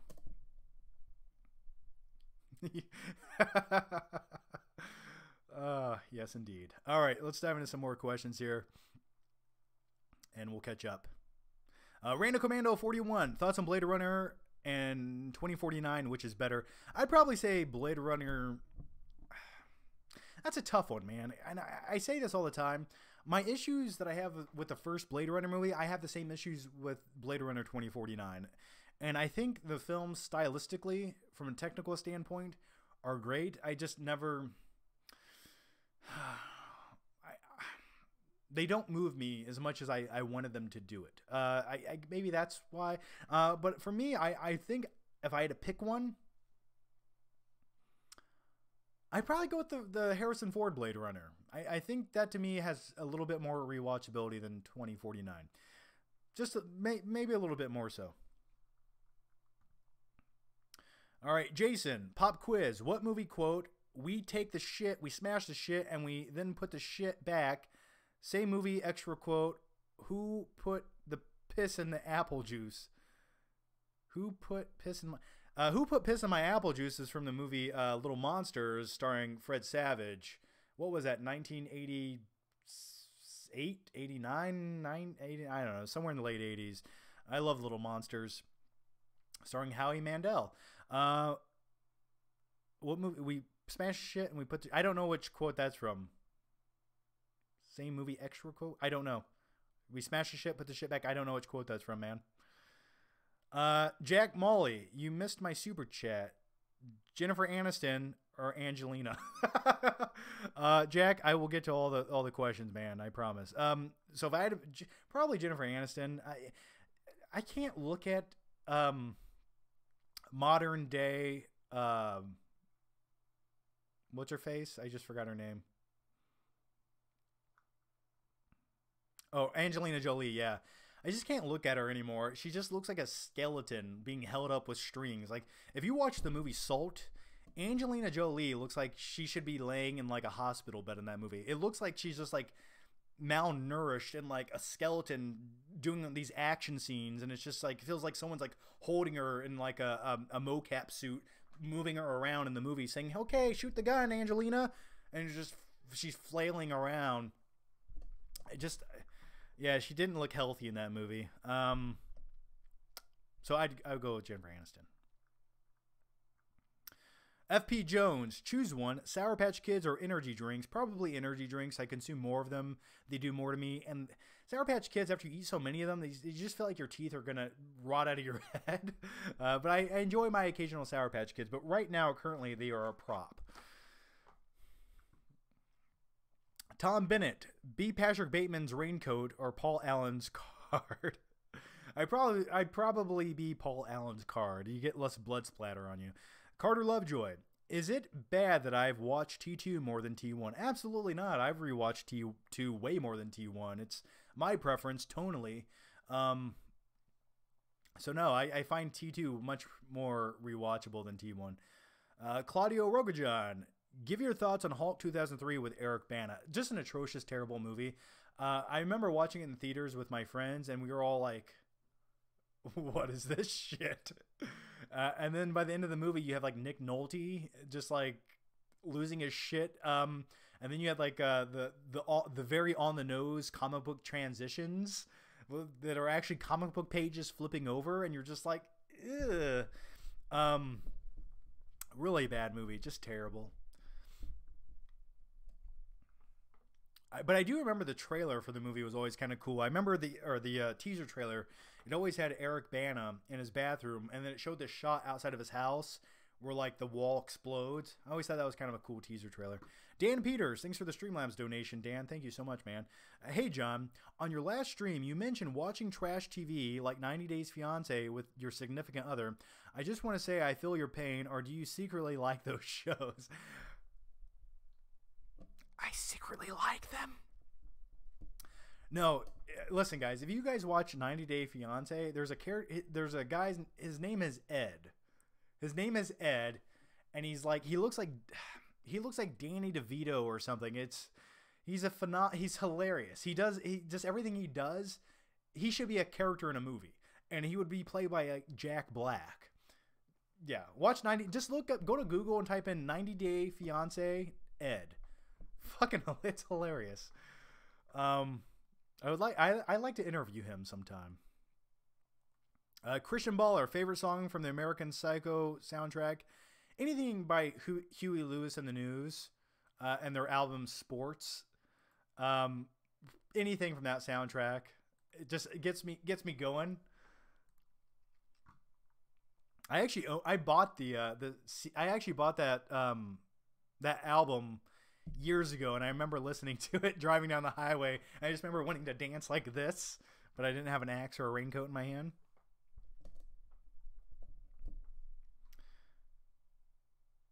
Night King 01, Master and Commander was overshadowed by Lord of the Rings. Yeah, you're right. It sort of was. I guess they sort of both appealed to a slightly different demographic. I mean, Master and Commander isn't fantastical. It's sort of a realistic movie in a way. Sort of realistic, I would say. But yeah, I guess you're right. Levi Fisher, which Hans Zimmer soundtrack gets you the most pumped? Probably The Dark Knight Rises. I think The Dark Knight Rises has a mix of the best of everything from the whole trilogy, and then you mix it in with like Bane's score, and man, that just makes you want to go lift something heavy. and then break it over your knee. It's probably that. I always liked Batman Begins was great. I liked like two of the songs. I really loved two of the songs off the Dark Knight score or soundtrack, and I forget the name of them. It's the song where Batman is essentially in the movie where he's taking out the SWAT team in the construction building. But the thing that I never loved about listening to the soundtrack to the Dark Knight or the score was a lot of the Joker songs are just like loud noises that progressively get louder, and they're sort of like irritating noises. And it works in the movie, but when you just listen to it in your car, it's not exactly the most soothing sounds to listen to. All right. All right, guys, I'm going to take a quick break, and then I will come back and get to all your questions, and I will answer one more, then I'm going to take a quick break. So if you guys want to refill your tasty beverage, 3 ice cubes, no more, no less, you know how it goes. Grab some more popcorn, whatever you want to do. Just 2 minutes, and we'll be right back. But let me answer this real quick. Lee Kane Pettit, never exercise again or never watch movies.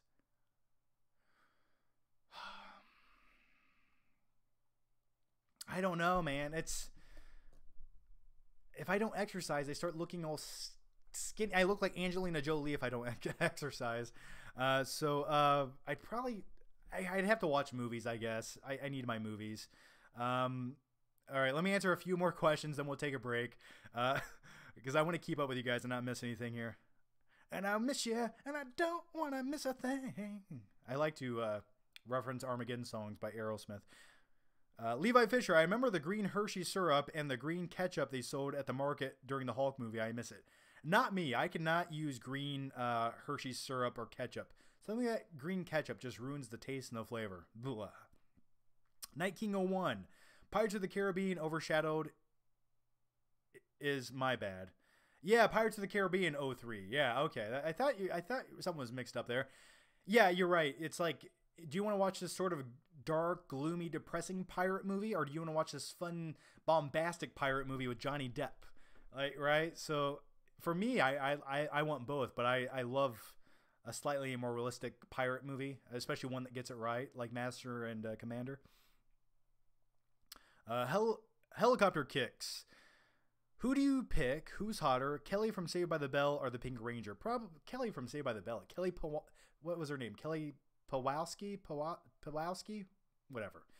Yeah, you definitely go with Kelly. And then Jesse went on to be in that one stripper movie. There you go. So anyway, guys, I'm going to take a quick break. I will be back in just a few minutes. So don't go anywhere, and go get something cold to drink, and I will be right back.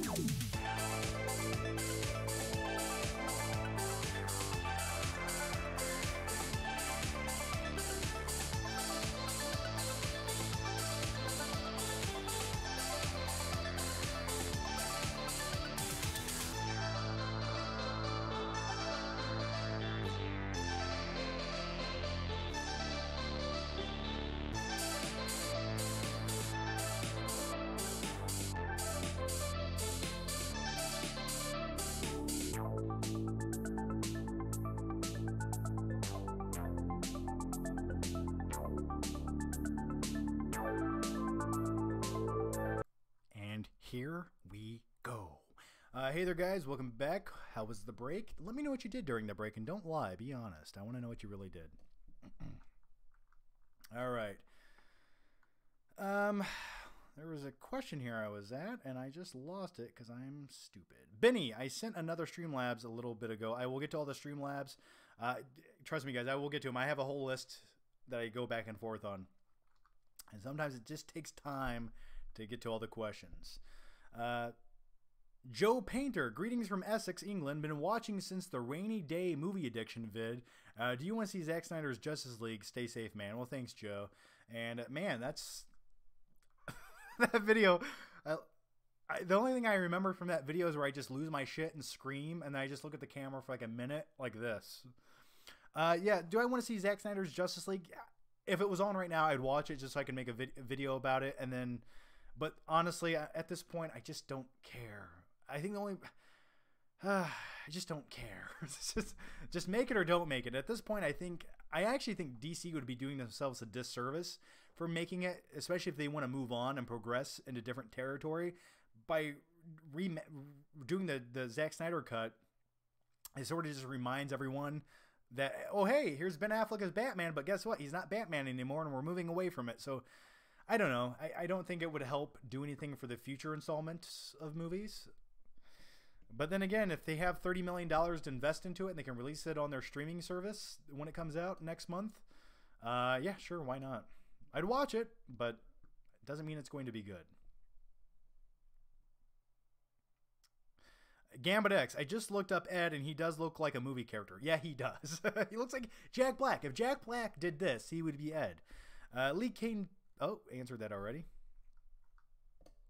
John, should DC Universe be rebooted? Yes, it should.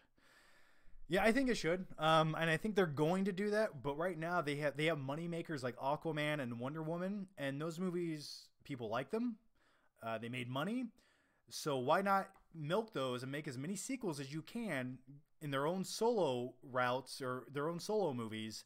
And then once you run out of ideas for those movies, you just reboot everything in the DC universe and put it together. Or you make a Flashpoint Paradox movie and you just reset the whole thing and have a new incarnation of Batman and a new version of Superman. I don't know. It's kind of like you have a few things that work and a lot of things that don't. So how do you salvage it?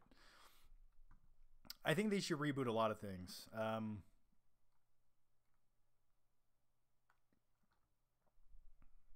So I hope I answered your question, Anthony. John Gomez, John, you can only listen to one movie soundtrack, not score, for the rest of your life. Which is it? One soundtrack? I like the Mortal Kombat soundtrack from the mid-90s. It had a little bit of everything on there, like weird techno metal music and all kinds of fun stuff. Probably that. Or maybe like the Back to the Future soundtrack. I don't... That had some good stuff on it. Claudio Rogajon, Justice League was your most anticipated film of 2017.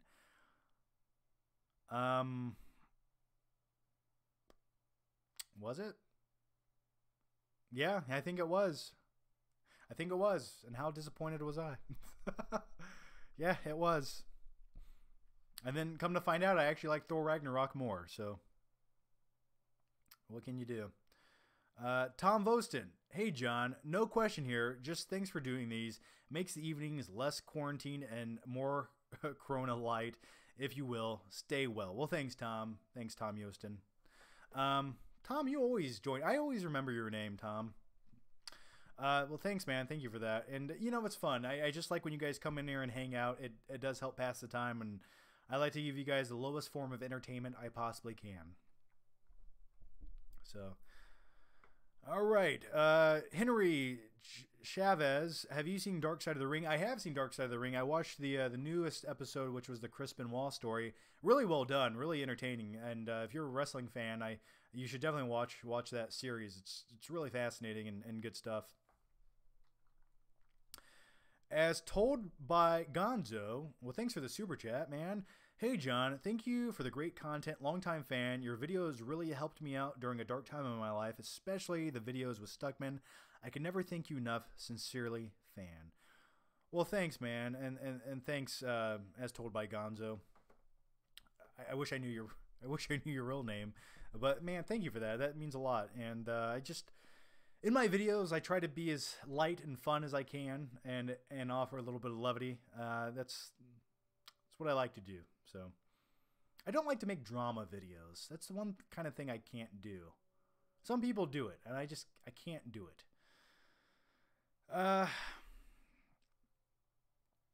John, which movie character would you like to arm wrestle? Probably Dutch from Predator.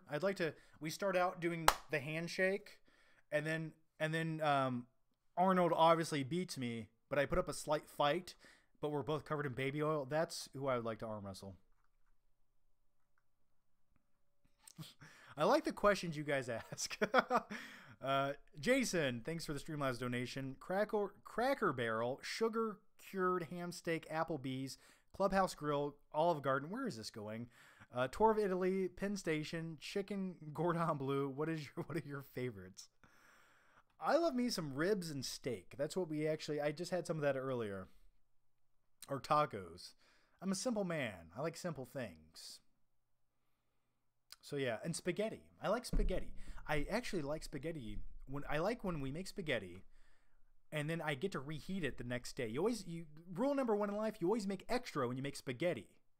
That way you can reheat it the next day and eat it. Spaghetti to me, reheated, tastes better for some odd reason. I don't know why. All right.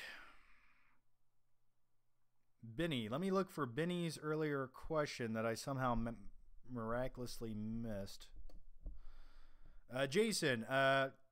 We take the shit. We smash. We ever. Oh, okay. Is the moments Little Monster with Maurice explaining to Brian? Okay, so it's also from Little Monsters, the quote earlier. Okay, Jason. Well, thank you for that. Jason loves the quotes, man. Give me another one. Give me something.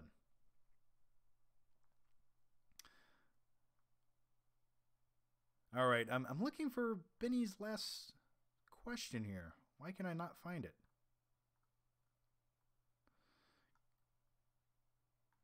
Give me a second, guys. Talk amongst yourselves as I look for this.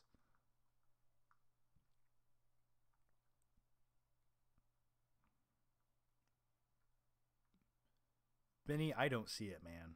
I'm looking for your question all over the place, and I'm going up and down and all around, and I don't see it on here. Oh, there it is. Hang on.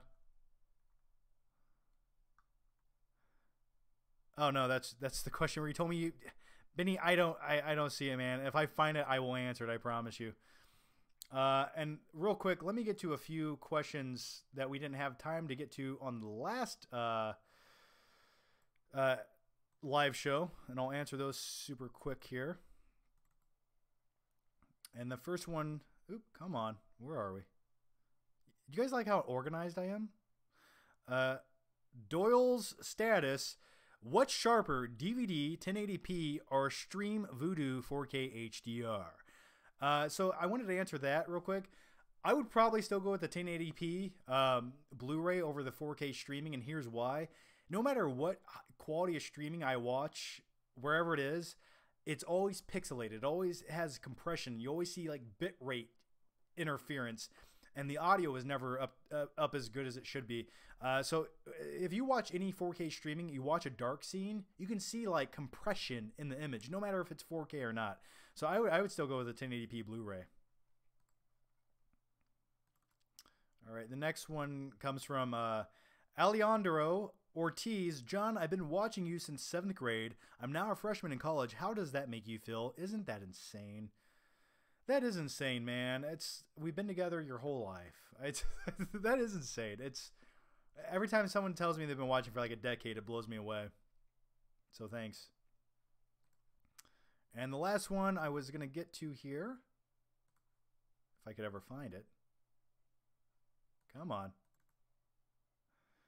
Oh, yep, got to it already. Okay. I need a producer in here with me to help me with these live streams. I just can't keep up with all the windows popping up. I'm not technologically advanced. Claiborne, thank you for the Streamlabs donation. Hey, John, I've been wanting to finally upgrade and buy a 4K TV. Any suggestions on a relatively inexpensive but quality TV? You just have to look around. Honestly, for me, I have a QLED LG TV, which isn't the cheapest TV. But when it comes to picture quality, it gives you the best picture, especially with see, my thing with LED and LCD TVs, there's motion blur. There's always backlight bleeding issues no matter what you do. And a QLED TV, you don't have any of those issues. And then before that, you had plasma TVs, which they no longer make, which have superior contrast and picture quality levels that LCD and LED TVs can never touch on. Just superior technologies. But I don't know. I would go with maybe like a Samsung TV. As far as like I haven't kept up on all the newest TV models. I would think something with an LED TV would be fine if you want to go. Like the thing with a lot of TVs have gotten so cheap. Like you can buy like a 60-inch LED TV for like $300 at Walmart. It's utterly insane. But if you have the money, I would definitely go with a QLED TV. Or not a QLED, an OLED. Not a QLED. An OLED TV. And LG makes the cheapest ones you can pick up. So that's what I would recommend if you can do it. And if you do that, definitely get the warranty, because shit breaks. Mine did after 2 years. Eric 14. What are your top 2 horror movies of all time? Probably Nightmare on Elm Street and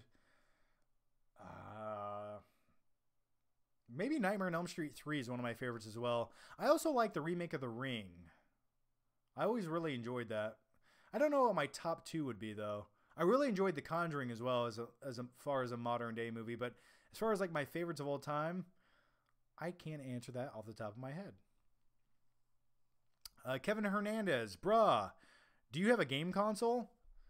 Nah, brah, I do not. I don't. I have an SNES Classic over here, which I do want to play at some point, and maybe we can do some live streams together once I figure out how to do it. But I don't. I used to have an Xbox One. I had an Xbox 360 before that, and I really haven't played any games except for this SNES Classic in the last couple of years.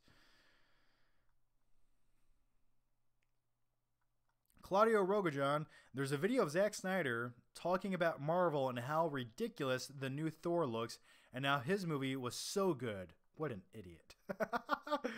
Yeah, that's funny. I mean, really, Zack Snyder's Justice League movie that he wanted to make is nothing more than concept art and ideas in his head. I mean, it doesn't exist. So, yeah, I don't know. At this point, I'm just tired of the Zack Snyder cut. I don't care. Just make a better version of the Justice League. Get a different director and a better writer and do that, please. That's what I want to see. That's what I need. Jack Molly, thoughts on 3 Men and a Baby? Would you recommend Domino's and What Pizza and watch Vikings? Edge from WW plays Viking in it. What a random slew of questions. I will try to decipher this. 3 Men and a Baby. It was okay. It had Steve Guttenberg in it. I always remember the controversy of 3 Men and a Baby, where on the VHS for many, many years, they thought there was a ghost in one of the windows in the background, and it turns out it was just a cardboard cutout of something. But for years, that's why VHS sales of that movie did so well, is because everyone would rent it due to the speculation of there being a ghost in the movie, and that was before the internet. Wasn't that crazy? So I remember that. It was okay. And then you had 3 Men and a Little Lady. Ugh, I don't know. And then do I recommend Domino's Pizza? I don't eat Domino's Pizza. It doesn't taste good to me. I eat Pizza Hut more often than not. And do I watch Vikings? No, I do not. But that's cool that Edge was in it. Hey, Rosemarie, can you shave your legs? I don't know. What is that from? Rosemarie, can you shave your legs? Oh, Rosemarie, yeah, 90 Day Fiance. Oh, Ed. Yeah, if you don't watch 90 Day Fiance, you won't understand it. Yeah, you gotta love Ed. Night King 01. What links would you go to work out with Arnold?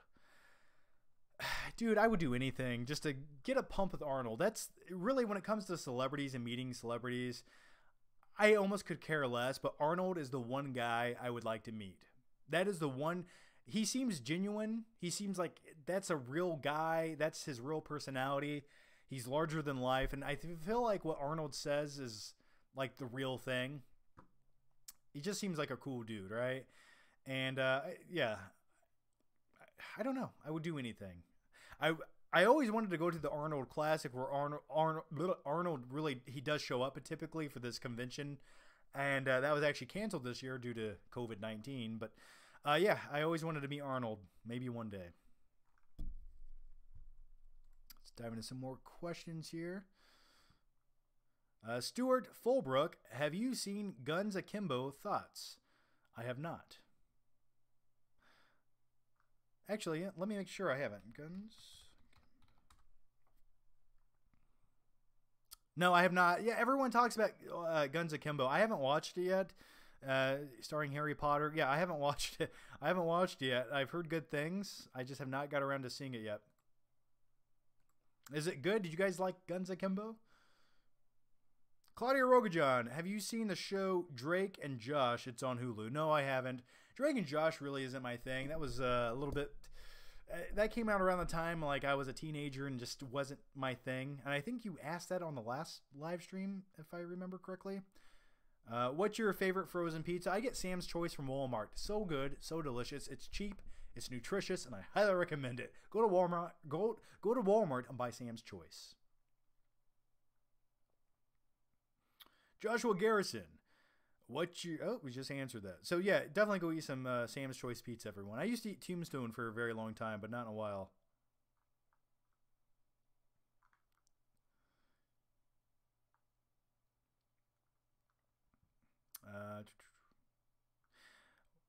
What movie do you think critics were wrong about when it came out? Gene Siskel hated Boogie Nights, and now it's a cult classic. Mark Wahlberg got to keep his prosthetic dingus from the shoot. Well, good for him.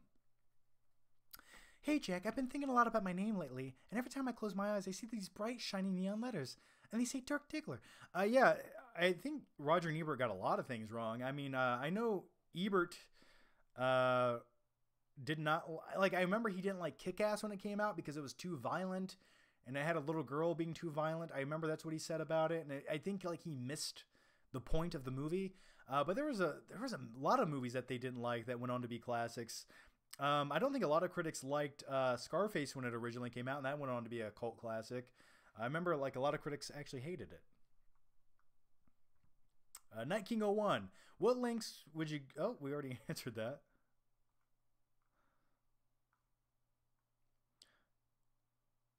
Guns Akimbo was my type of popcorn movie, from Russ Rogers. Yeah, maybe I'll put it on one of these nights. I'll give it a chance. Is it streaming on anything, or do I have to go buy it somewhere? Rob K. DiGiorno's Rising Crust Pizza is the best. You know, I don't like Rising Crust Pizza. I like pizza thin crust when it comes in a plastic package in the frozen food aisle. Something about the Rising Crust tastes... The texture is never right. It's like too thin and too thick in all the wrong places, and then it just starts to taste like cardboard.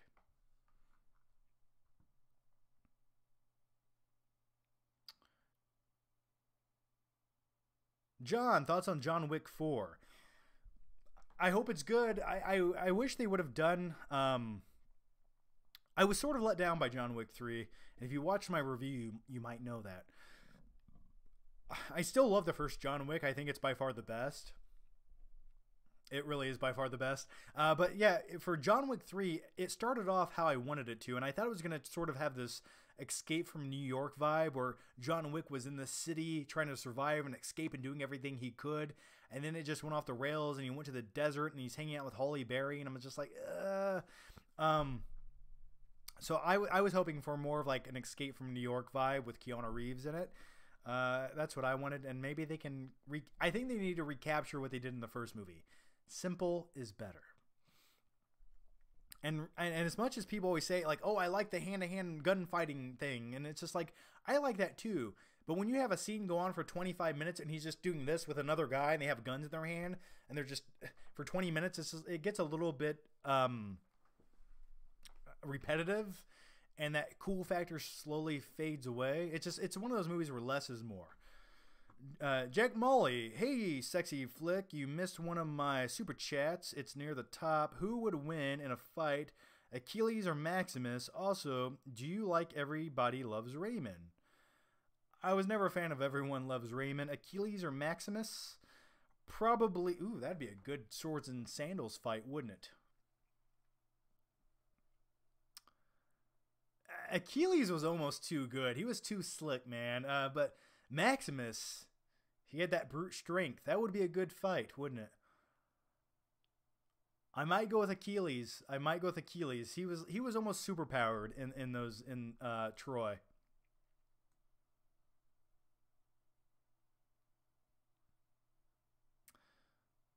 All right. John, please review Dollar Steaks. Oh man, I haven't thought about a dollar steak since the last time I went to Dollar Tree. If you guys have never, if you want to see the most disgusting thing in your entire life, go to Dollar Tree. Walk through the store to their frozen food section, open up the cooler, and look at the steaks that they have. It looks like little rat guts in a package. It's fucking gross. Yeah, just no thank you. Claudio Rogajon, you liked The Amazing Spider-Man 1, then hated it? Did I ever really like it? I might have said a few redeeming things about it in my review, but I don't think I've ever loved the movie. And then if I did end up hating it, well, I guess I just changed my mind. I don't like either of those movies, and I think the first Amazing Spider-Man is far better than the second one with Jamie Foxx. Hey, Peter, it's my birthday. I want to blow out my candles. But it just feels like they're hollow. Like, both those movies just feel like they lack something. Night King 01. Do you think True Lies was the last of the golden age of action films? Classic action films, I think, kind of died after True Lies came out. What a shame. True Lies came out, what, 93? I would disagree with that. No, because after True Lies, you still had movies like The Rock. You had Con Air. You had Face Off. You had Broken Arrow. You still had a slew of like solid action movies. Now, if you're thinking of like the big muscle-bound badass hero that saves the day, I guess in that sense, sure. I guess that would be a fair point. But I still think you had some great action movies after True Lies. But once again, True Lies is one of those movies I still remember going to see at the theater. That I remember that Jamie Lee Curtis scene as a young boy and just thinking, yep, I like that. What are the most rewatchable movies in your opinion, and ones do you find yourself returning to? I have probably a solid 20 list of movies I go back and rewatch over and over and over again. And I actually need to make a video about that. But a few off the top of my head would probably be Gladiator, Nightcrawler, Home Alone.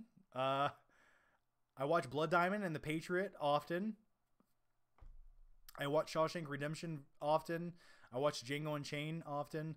But I also watch a lot of random movies. I find myself rewatching a lot of movies most people probably wouldn't watch again. Like, I watched Alpha Dog on Netflix the other night for like the 5th time.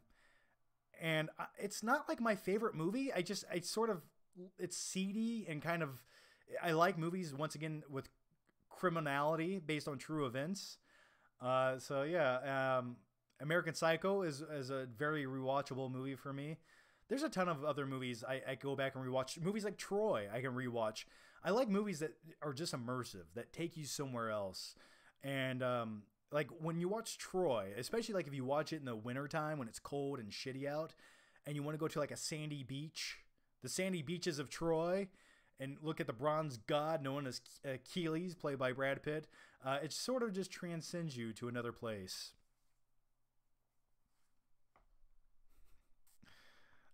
Jack Molly, hey sexy flick, you missed one of my super... Oh, I read that earlier.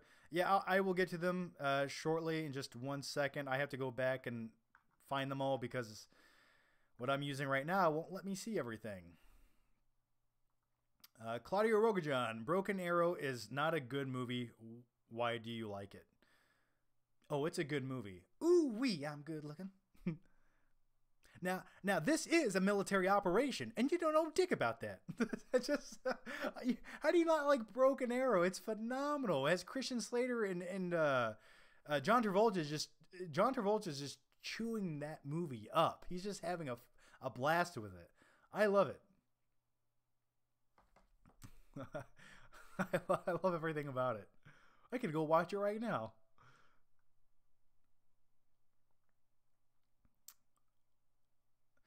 Favorite Joaquin Phoenix movie besides Joker? Gladiator, probably. Honestly, he just plays a creepy shithead emperor of Rome who loves his sister maybe a little bit too much. Rome are like my children, and I hold them close to my bosom.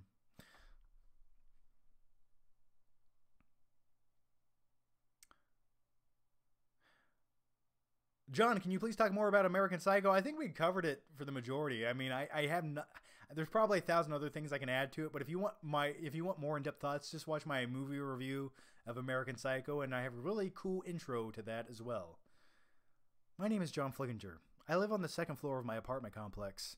I don't use Germ-X because Germ-X sanitizes your hands and dries them out. Riley Benjamin, thanks for the super chat. I just tagged you on Instagram at RileyBen19. Well, thank you for that, and I'm not sure what you tagged, but I will look at it a little bit later. How good is Collateral? Collateral is fucking phenomenal.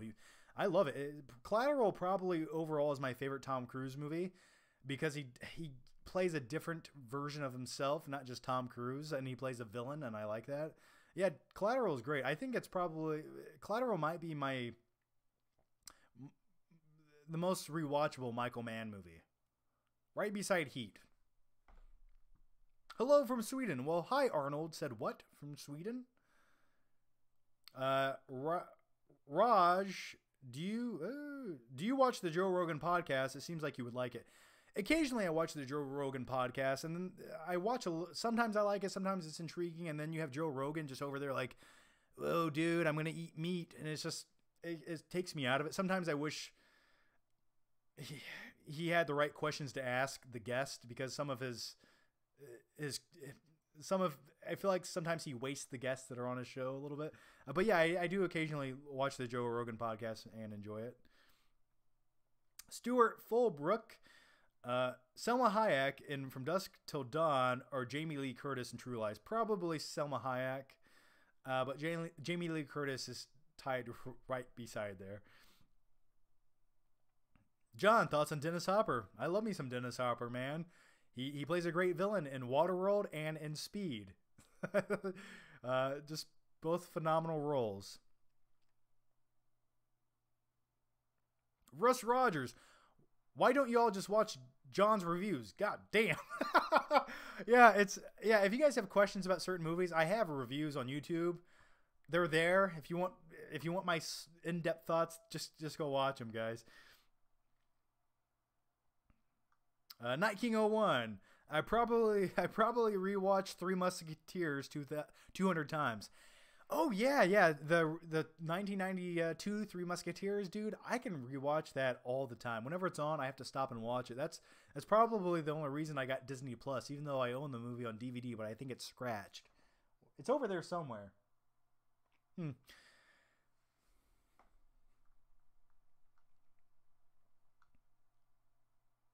Hey, John, how long would you last in the UFC?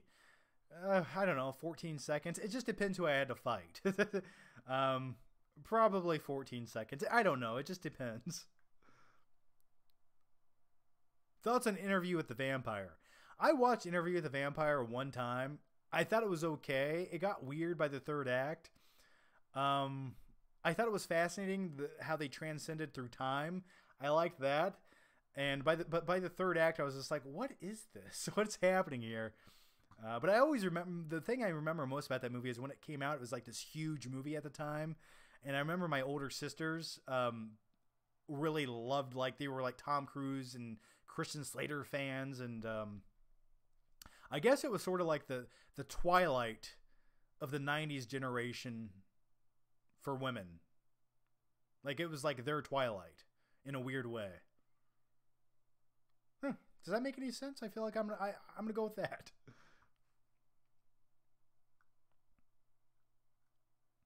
All right, let's dive into some more questions over here as I attempt to catch up and read all of them. Dylan Peter, hey John, thanks for all these videos. It's honestly saving my life. What are your thoughts on Sam Raimi directing Doctor Strange 2? Yes, please. I think that's a good choice based on some of the things he's done, especially his Spider-Man movies and Army of Darkness movie and things like that. I think it'll give Doctor Strange a personality, which I think a lot of the Marvel films lack a personality. All of the Marvel films essentially look like they're from the same person for the most part, except for like the new Thor Ragnarok and things like that. But they all just look like the same movie, right?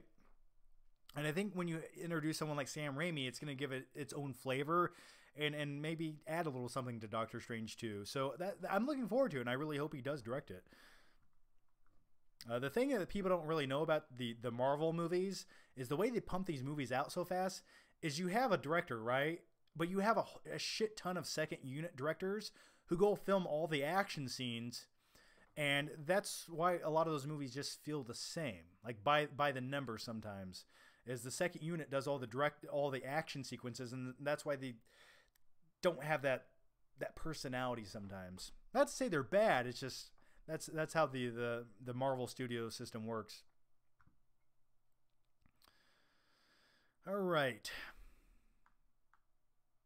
Sorry, I forgot where I was for a second. I feel like the caffeinated beverage is slowly running out right now. Looking for the there they are. Okay. Thoughts on Darkman?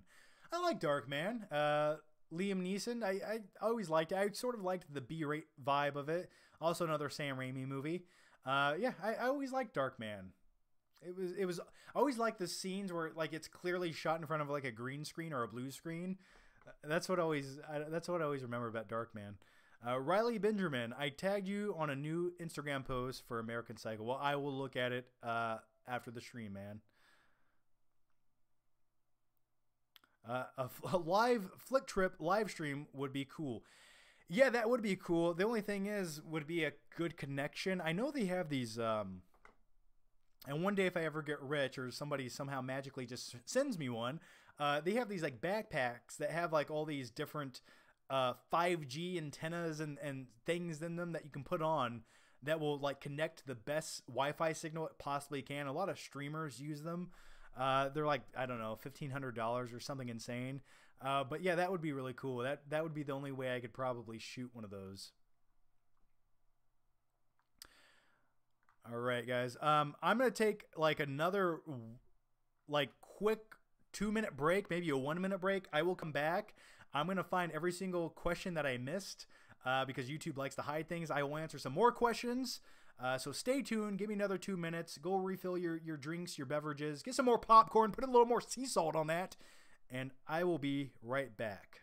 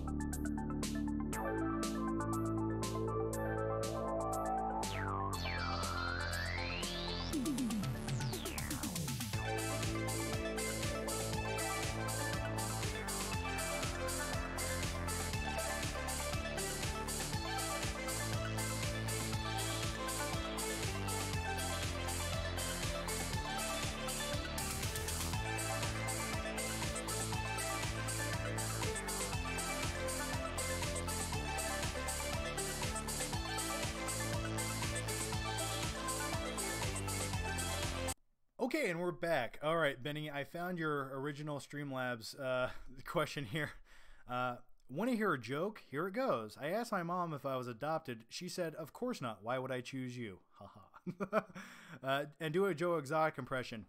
Carol Baskin, that bitch. That's all I got. So, yeah, I hope... There you go, Benny. Not a bad joke.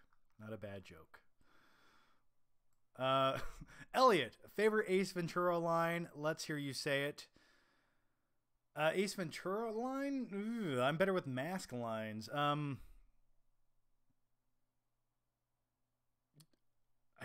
I know an Ace Ventura line off the top of my head? Something I had one. What was the line with Ray Finkel? Ray Finkel was playing for the other team. How does it go? I don't remember. I don't know. I can't quote Ace Ventura. Why is that? I don't know why. All right, guys, I'm going to take a few more questions here, and then I'm going to take off because I'm a lot of caffeine. It's getting late, and I need to go lay down in the fetal position and think about my life. Jay Jordan, thanks for the super chat. Hey, John, what are your thoughts on the movie Prisoner starring Hugh Jackman and Jake Gyllenhaal? I personally loved the movie. I have a movie review for it. Just type it into YouTube. But, man, I really enjoyed it. I think that's a really great Jake Gyllenhaal performance. And Paul Dano, our new Riddler, is also in the movie. And definitely a suspenseful film. And I just remember getting, like, chills and, like, an eerie vibe. And it's one of those movies that you question what you would actually do in that situation. Would you do what Hugh Jackman did? I probably would. I would. I honestly would. I would build a little wooden cell in an abandoned house and beat the shit out of someone to get the answers I needed. I would do it. Night King 01, Three Musketeers on Blu-ray. It's on Amazon for sale on Disney's Archive Collection. That's how I watch it because I saw the movie on DVD so many times. Yeah, the Three Musketeers on Blu-ray. Is that out of print or is it cheap? Yeah, I don't know. I wouldn't mind buying it for the right price, actually. Russ Rogers, I swear to the pit cult gods if I see... Oh, gosh. Russ Rogers, you're a dirty boy. All right. John Gomez. John, if there was a crossover movie between American Psycho and Nightcrawler, what would the plot be? Maybe Louis Bloom sees Patrick Bateman murdering a prostitute. He records it. He then blackmails him. They then have some very stimulating conversations back and forth. And then the plot unfolds from there. I don't know. Something along those lines. That would be a great crossover, though, wouldn't it? Trey Atkinson. Yo, John, what is your favorite energy drink ever? I could go with a Bang energy drink. The purple flavored Bang energy drinks always just tickle my fancy in the right way possible. I love them. But usually I get these Monsters, the red ones. So good, so delicious. Second favorite Karate Kid movie? Odd question. Can I just talk about the Karate Kid reboot with Jaden Smith for a minute and Jackie Chan? I think if they would have cast anyone else besides Jaden Smith, you would have had like a fun movie. Not a better remake, but an okay movie. And I liked Jackie Chan in that movie. But the original Karate Kid will always be my favorite. The second one, where they go to like Japan, I didn't like. The third one just felt like I had a budget of $6. And the Hilary Swank Karate Kid movie was just atrocious. So I would just say watch Cobra Kai.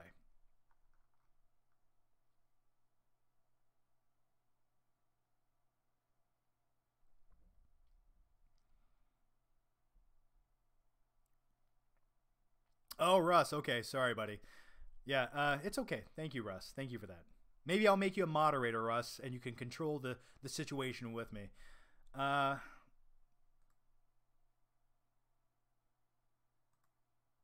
There, Russ. I gave you moderator powers. So, Russ Rogers, if you want to moderate the chat, if people spam, you control the situation now. That is my gift to you, my good sir. Have you seen Thelma and Louise? Yeah, I have. I just remember Gina Davis and I don't remember a lot. I just remember them driving off the cliff. That's all I remember about the movie. John, if you could meet any dead actor, who would it be? My pick is John Wayne. Well, hey there, cowboy. Yeah, I probably John Wayne. Any dead actor, dead or alive? Well, I said alive would probably be Arnold, but dead, I don't know. I think Charlie Chaplin would be kind of a cool dude to meet. That'd be sort of fascinating to kind of pick his brain.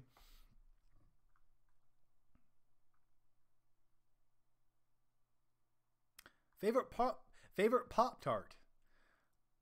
I haven't eaten a Pop-Tart in 5 years. I always like the strawberry Pop-Tarts, but remember the ones that were like did they have a cotton candy flavored Pop-Tart, or is that like blueberry? I don't remember. Just disgusting. Claudio Rogajon, do you think Rush Hour 4 will ever happen because Jackie Chan is getting old and I love the first two? Also, what are your thoughts on the trilogy? I like the first Rush Hour movie with Chris Tucker. Corbin Dallas. That's my impression of Chris Tucker. Yeah, do I think they're going to make another one? I haven't heard anything about that. I didn't know. I thought Chris Tucker wasn't acting anymore as well. It'd be okay. I never loved the second movie of Rush Hour. I actually always liked like Shanghai Noon and Shanghai Nights with Owen Wilson and Jackie Chan a little bit more. I know that's not the popular choice, but those are the ones I actually preferred a little bit more. Night King 01. One copy there left of Three Musketeers on Blu-ray Amazon. Well, how much is it? I'm trying to budget myself during the pandemic, and I don't know if I could splurge on a copy of Three Musketeers on Blu-ray. Favorite death scene in a movie? Ooh, man. I'd have to really give some thought into that. I thought one of the worst death scenes was in The Dark Knight Rises with Ra's al Ghul's daughter.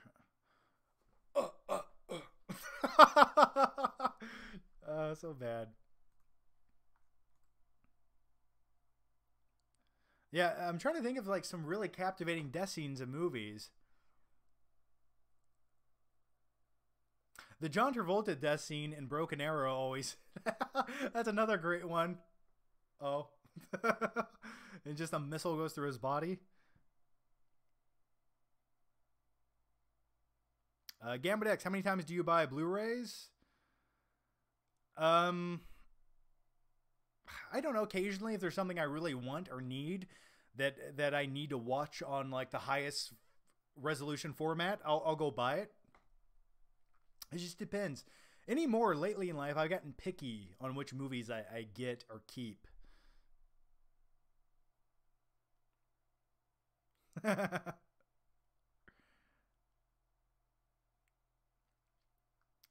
Yeah, let me know some amazing death scenes that you guys like in movies, and I can talk about them.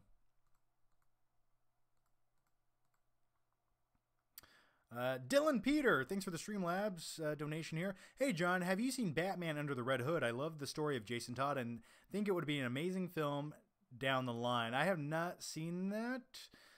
And I haven't seen Under the Red Hood. There's a lot of DC animated movies I don't like keep up with anymore. At one time I did back in like 2016, but I haven't watched any of the newest ones.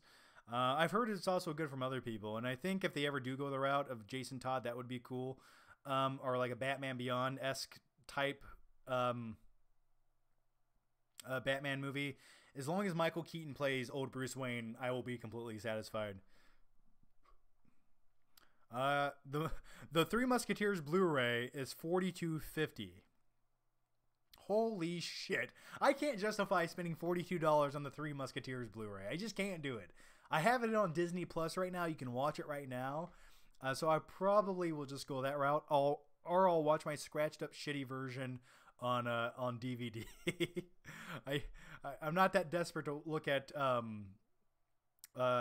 Charlie Sheen and Chris O'Donnell right now. Yeah, but that's, God, $42 for that? That's crazy.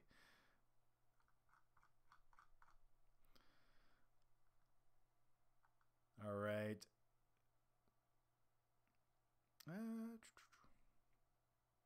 Logan has a wonderful death scene and send-off.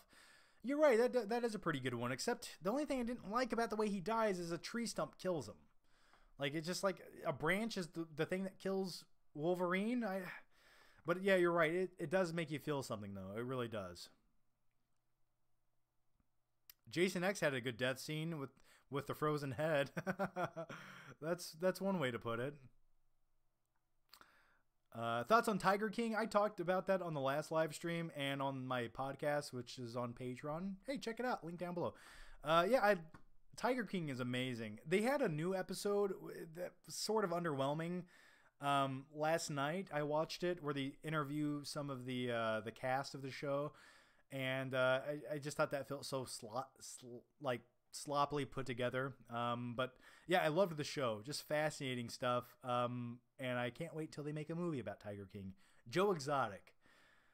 If David Spade doesn't play Joe Exotic, that's a crime against humanity. That or like Matthew McConaughey or something.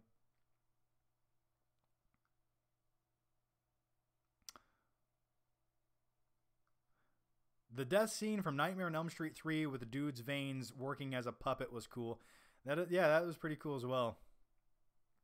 A lot of the scenes at Nightmare on Elm Street 3, every single death scene was great.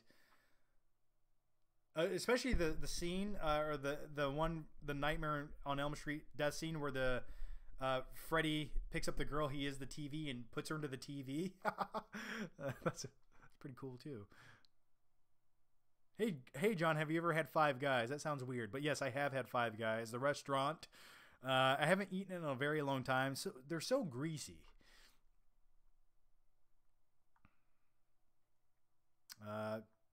Someone said Vesper from Casino Royale death scene. The Pulp Fiction scene where they shoot Marvin in the faces. That was pretty good. The T2 death scene. Yes! The T2 death scene where Arnold, the T-800, self-terminates by lowering himself down into the melting steel, and he puts his thumb up as John Connor watches the only father figure he ever knew slowly fade away, but it was for the betterment of all mankind and humanity. You're right. That is a good death scene. Yeah, I'm going to go with that. That's a good one. Thank you for reminding me of that. Yeah, that's one of my favorite. That still makes me a little sad, you know, because I put myself in John Connor's position.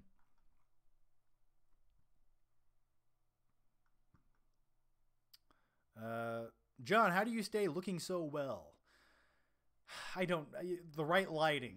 You got to use the right lighting. If I cast a shadow in my face at the wrong angle, I look 87 years old. I don't know. I just try to. I take my vitamins. I try to exercise. You know, that's the best you can do. I avoid the sun. Claudio Rogajon, Rumble in the Bronx put a guy in a wood chipper. Yeah, you're right. He did. Yeah, you're right. You're right. Dude, Rumble in the Bronx has some of the best Jackie Chan scenes of all time. It really does. Like when he's fighting that gang at their hideout, and he's like doing flips over like a ping pong table and a pinball machine. Some great stuff.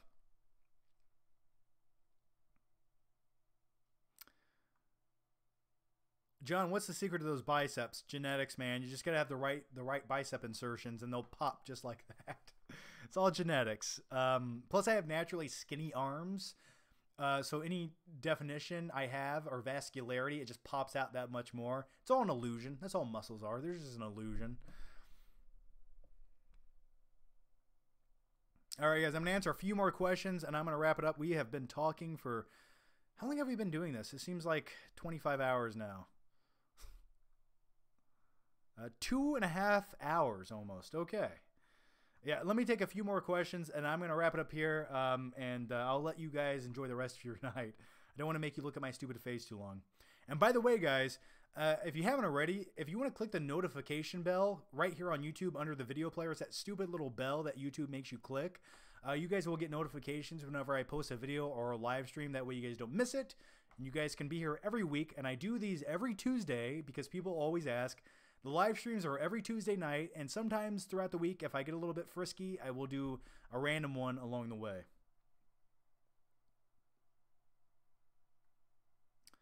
Worst MCU movie? Probably the second Thor movie. Just Boring, hard to get through, not compelling whatsoever, terrible direction, terrible villain, instantly forgettable.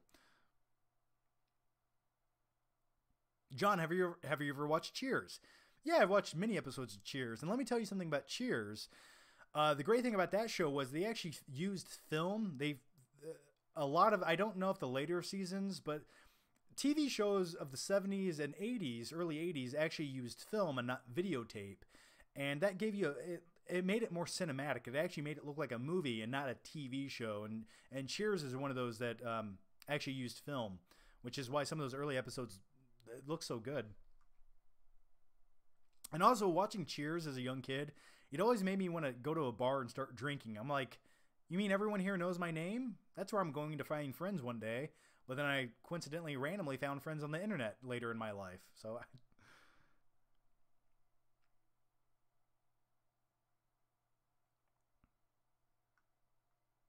yes, Russ Rogers, you're welcome for becoming a moderator. With great power comes great responsibility. Gambit X, I love you too.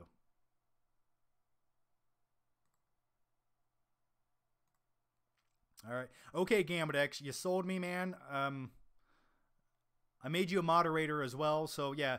Guys, if you guys want to moderate spam in the future in the live chats, please do. But that's really the only issue I ever have in the live streams. Some people ask the same question 87 times.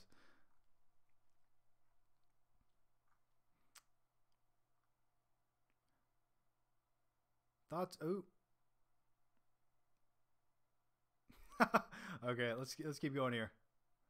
Sometimes the chat freezes up for a second, and I wait for it to keep going. All right, guys, I'm gonna answer a few more questions. So if you got a question, get it in now, and then I'm one more drink left. That's all I have. I lied. I have another one. Okay, it's all gone. Hey, John, how many minutes do you give popcorn in the microwave? I want tips from the master. It really depends on the power level of your microwave. What I would suggest is you put the popcorn bag in there and you push the popcorn button, but you gotta listen closely. Put your ear to the microwave, but don't put it too close. And as soon as you hear, if you hear more than like 3 seconds between a pop, take it out. You're gonna burn your popcorn.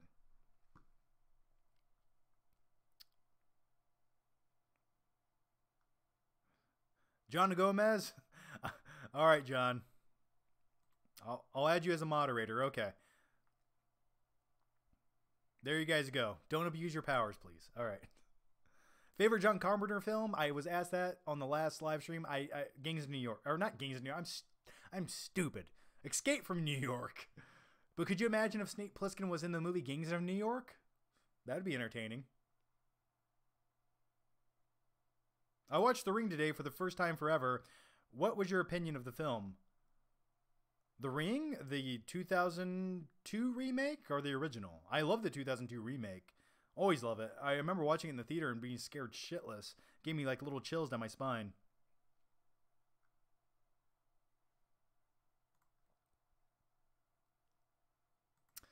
All right. Jordan, thanks for the Streamlabs donation. Hey, John, have you seen Serenity starring Matthew McConaughey? It's a very bad but also very entertaining movie and has one of the best worst twists in movie history.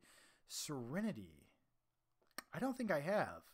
I have watched Dallas Buyers Club a few times. Because when you watch Dallas Buyers Club, it's one of those movies, if you watch it, you'll just feel better that you're not Matthew McConaughey in that movie. But I find it really fascinating, the movie itself. But no, and it's on Netflix right now, which is what reminded me of it.